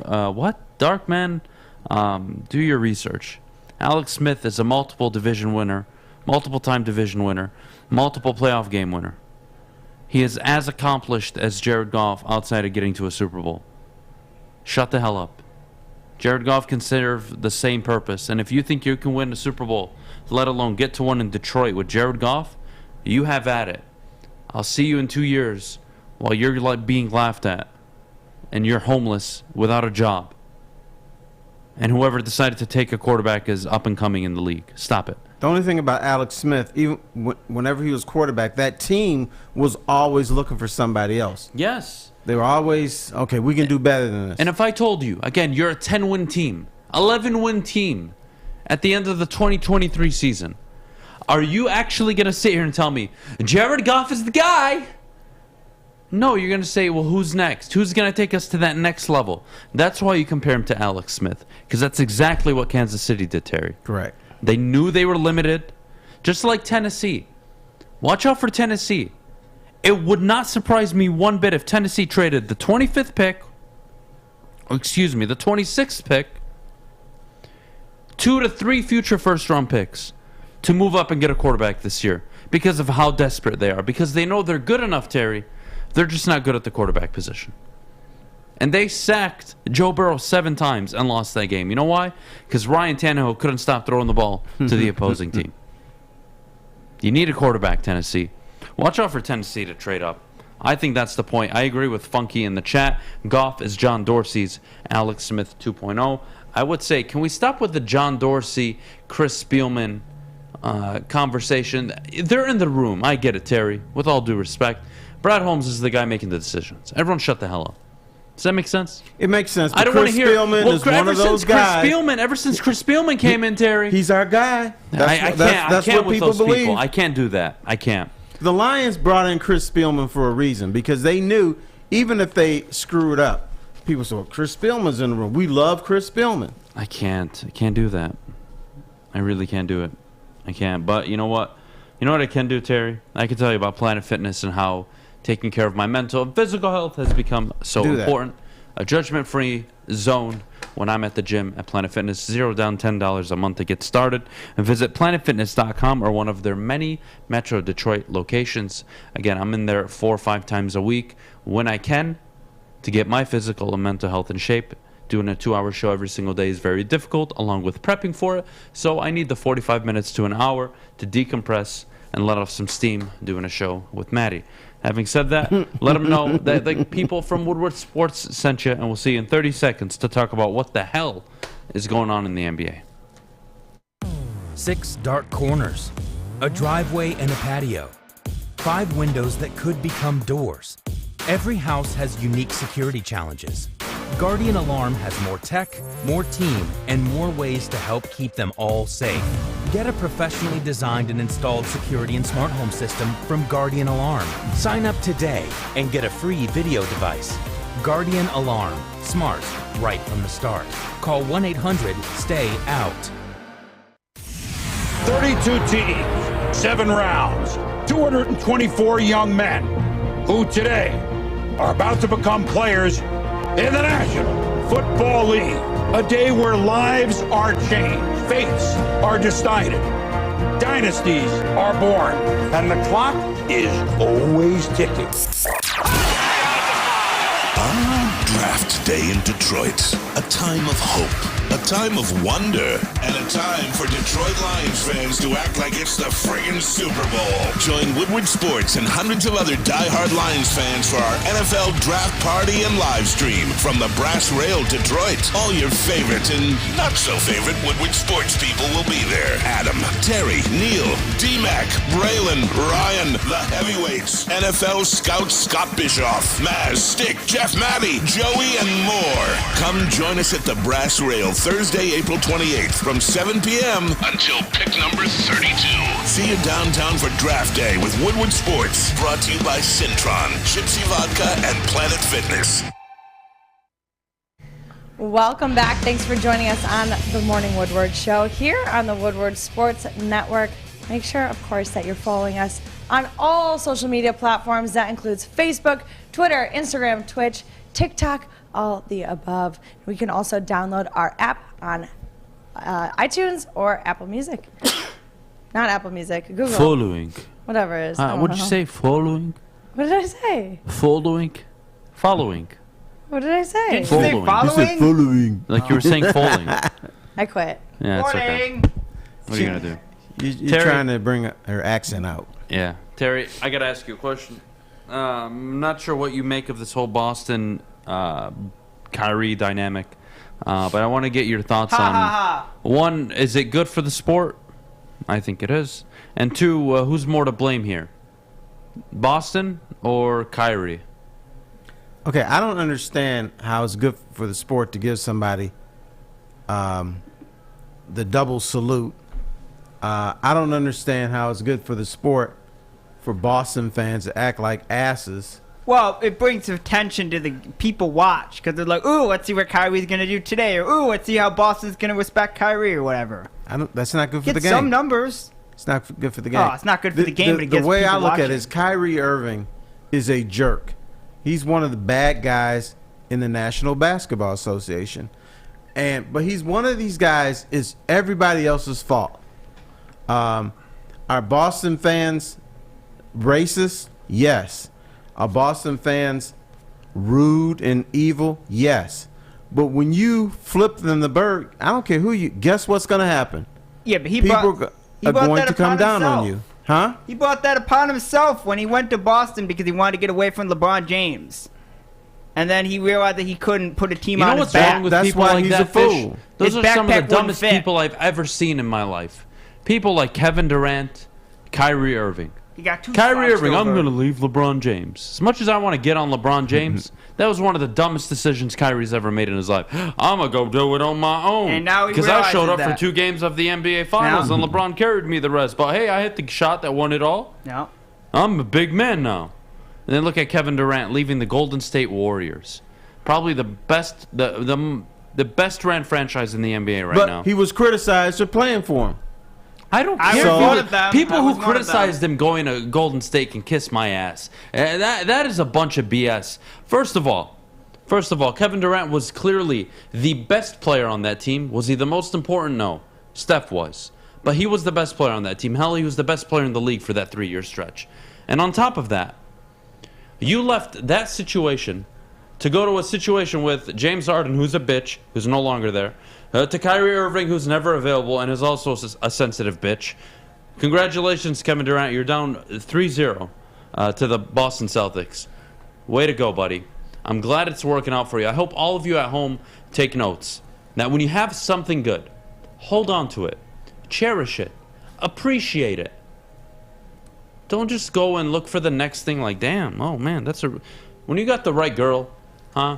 Just marry her. It's not worth it. But don't look at that but that whore walking down the street. Here's the perception.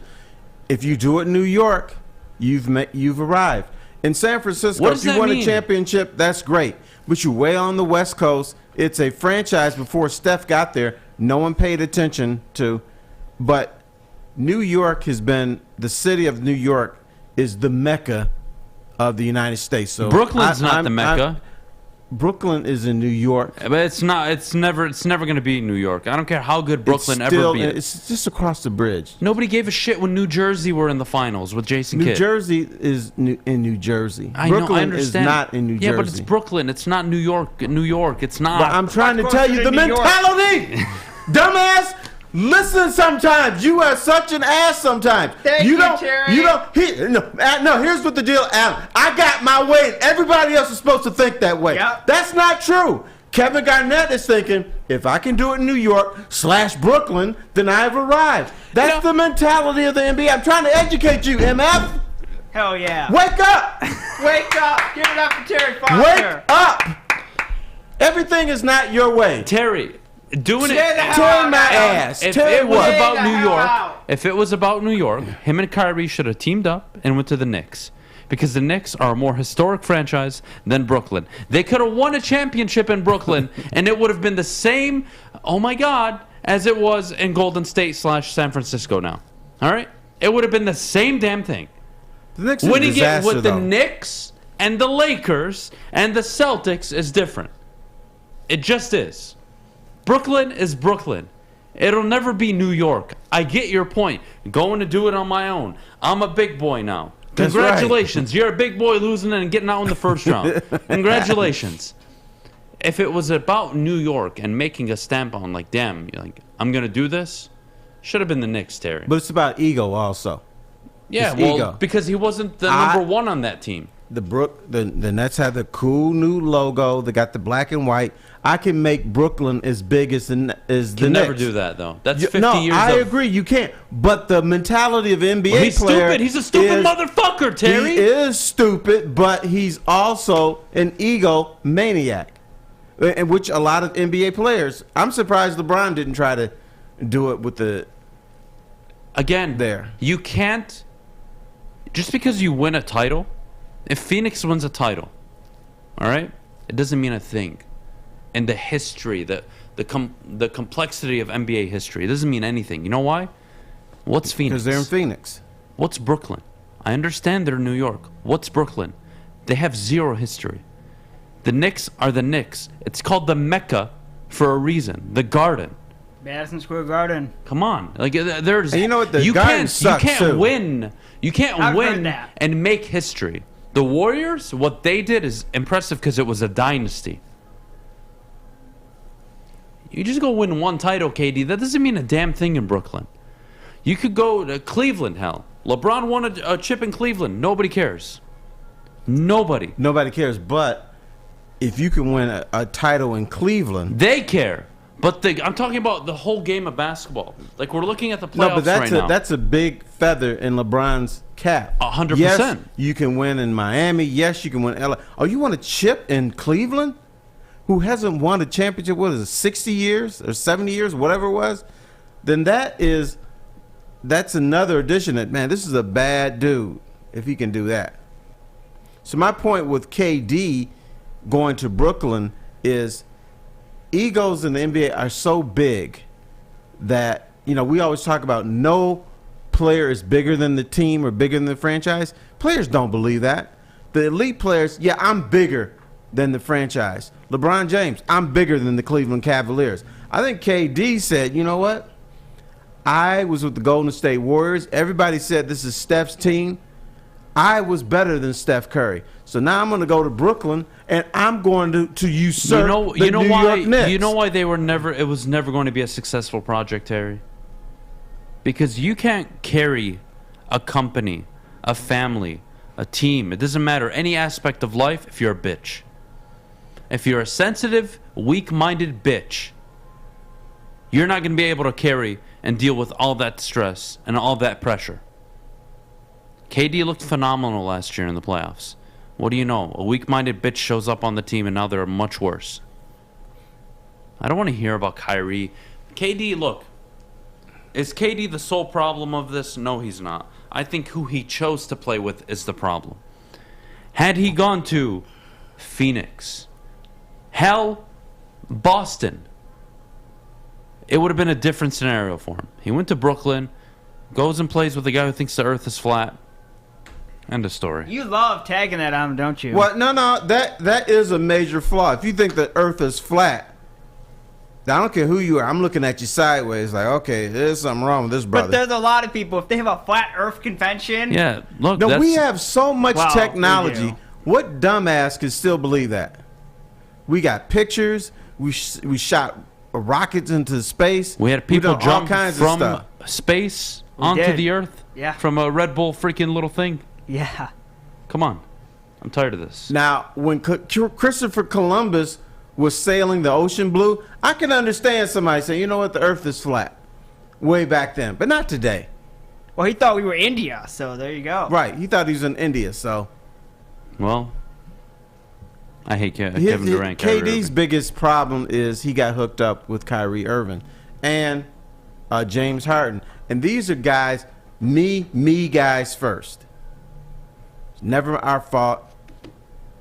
If Kyrie Irving had the right mindset, he would have another championship outside of LeBron James. Because the dude can play. But, you know, with all the earth is flat and the fans are on me and woe is me and all that stuff, you know what? I don't want to deal with it. Fair enough. Well, everybody in the chat, please get your questions lined up for a mailbag. Again, get your questions in the chat. Terry and I will answer them. But before we do, I got to tell you about Gypsy Vodka. Gypsy is gluten-free, corn distilled 6 times using artesian spring water. It is Michigan's vodka.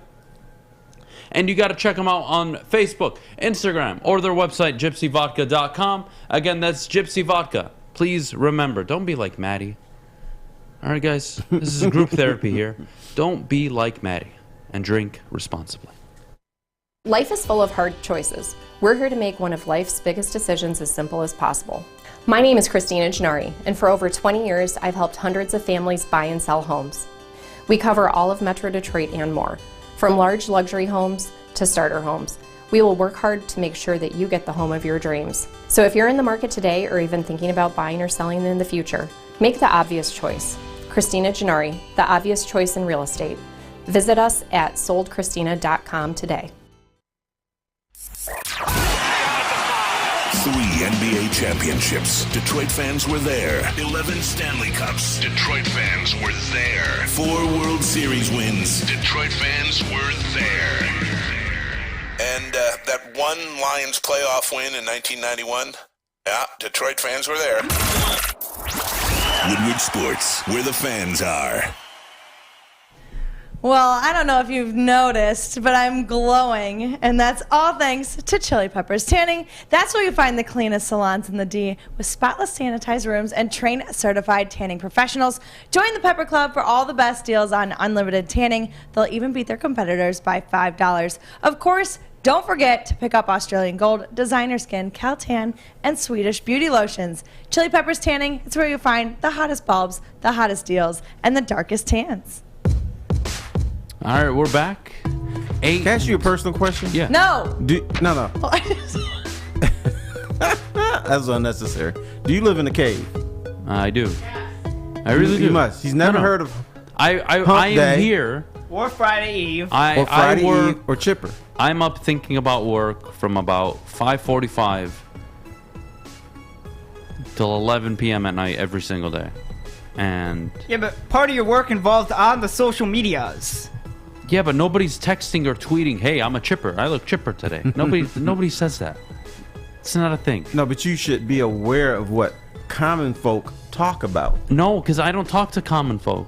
I literally see my wife for maybe 20 minutes a day, and then I sleep, and then I work, and that's What are it. we? Huh? We see us every day. It's unfortunate I have to see you every day, Fish. You know what he is? He's Shrek. A dumbass? Oh. He's Shrek. Fish, I'm going to fire Shrek you. with better hair. How realistic do you guys think that the Lions do in fact take 2 edge rushers with their first 3 picks? I think it's a possibility. I would say it's more of a possibility with their first 4 picks. Not 3.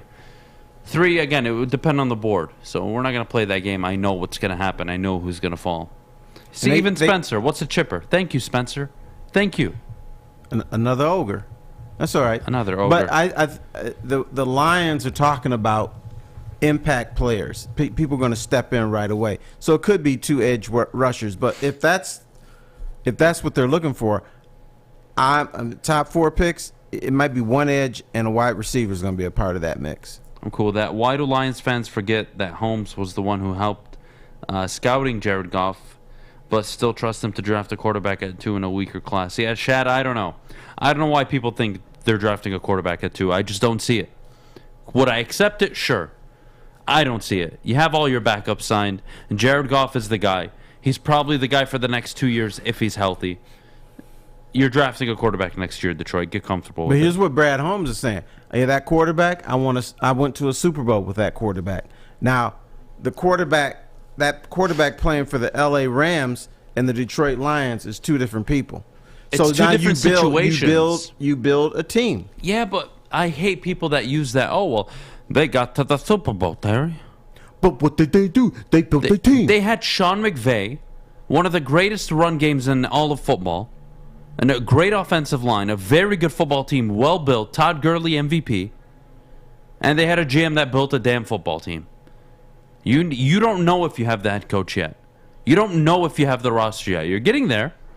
The rebuild looks promising. The players are talented. You got to get the coach right. And then you got to get the quarterback right. And then we can talk about getting to a Super Bowl. No, you have to. But my point is this, that a quarterback in the Rams is a lot different than the quarterback. He didn't draft, but he didn't have high hopes for Jared Goff when he was in L.A. for him to be the Detroit Lions quarterback. No, but he was the number 1 overall pick when he was with L.A. I mean, they had that expectation of him, and the year they did go to the Super Bowl, he was playing really well outside of in the playoffs, obviously. He only had 1 touchdown pass during the playoffs. 1 touchdown the entire playoff stretch, yep. Adam, if Walker goes number 1 overall, and Brad Holmes has to decide between Kayvon and Aiden, Terry, is Aiden still the pick? Aiden is still the pick. I'm with you 100%. Which Detroit team is closest to completing the rebuild from Ben in the chat? I would say the Detroit Tigers. Then the Detroit Red Wings. And then the Detroit Lions. Then the Pistons. You're putting Pistons 4? I would switch the Lions and the Pistons. Yeah, I would have done the same thing. Other than that, yeah, I'm with you on that. But you know what? The funny thing about that is I go week to week thinking a team is further ahead than the other. So this whole thing is fluid, but I think the Tigers are closer because these young guys can play, and you still have Miggy, who's now in more of a advising role. He still can contribute.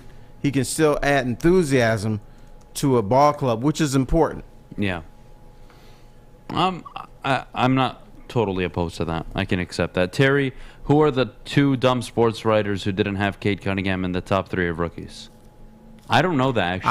I don't It's probably know that either. jackass who voted for the kid out of Oklahoma City. What's his name? Forget the guy. Whatever. We can't speculate. I have no idea, but I don't know. Whoever those are, you know what? If I knew them, I would give them your phone number. Thank you. I would give you their phone number. Thank you. Do you have an idea of who they are? No, No I have clue. no but idea. Apparently they have a vote. I don't know why. Terry, over under 0.5 NBA general managers that would select Scotty Barnes or Evan Mobley over Cade Cunningham today if there was a redraft. I would say under. I would say not a single one. I would say one I or think 2. there. I think 2 would. Yeah. 2 would. Who? Which teams? I don't know. Somebody You didn't would. say pick a team. Yeah, this. Here we go. Kevin Kevin Pelton. Kevin Pelton, congratulations. You earned a middle finger this morning on the morning show. Congratulations, my friend. That's not hard to do, though. I hope your mother looks at you with sheer disappointment. Wow. I hope your father questions your manhood. And, yeah, good luck in the rest of your career. And never come to Detroit. Never come to Detroit. Terry, we'll wrap up with one more question. Can we please stop the talk, Terry, of a safety at 34? If we won't take one at 2 or 32, then 34 is also stupid. You can get a quality safety later on in the draft. You know what? I agree with that. Yeah, there's safety. Tracy Walker's a 4th-round pick. 5 of the top 7 safeties in the NFL were taken after the 1st round. Like, there's value at that position in the 2nd round and after. But I'm open to taking a safety at 34. Yeah, but I think whoever said that is dumb by saying, well, if safety is not on the table at 2, then it shouldn't be on the table at 32. Yeah, that's a dumb... that part doesn't make sense because the reason safety, one of the major reasons safety is not on the table at 2 is you don't have your edge rusher. And I think everybody on this show, except Maddy, agrees that you've got to put heat on the quarterback. So you're assuming that you're getting an edge rusher at 2. So you have filled a very valuable need, which means now I can go for my safety. Fair enough. Well, everybody, thank you for tuning in. this Monday morning. It was nice to get the week started off on the right note. Thursday is the draft. Tomorrow's Tuesday. Finally. Tomorrow's Tuesday. Going to be a fun show.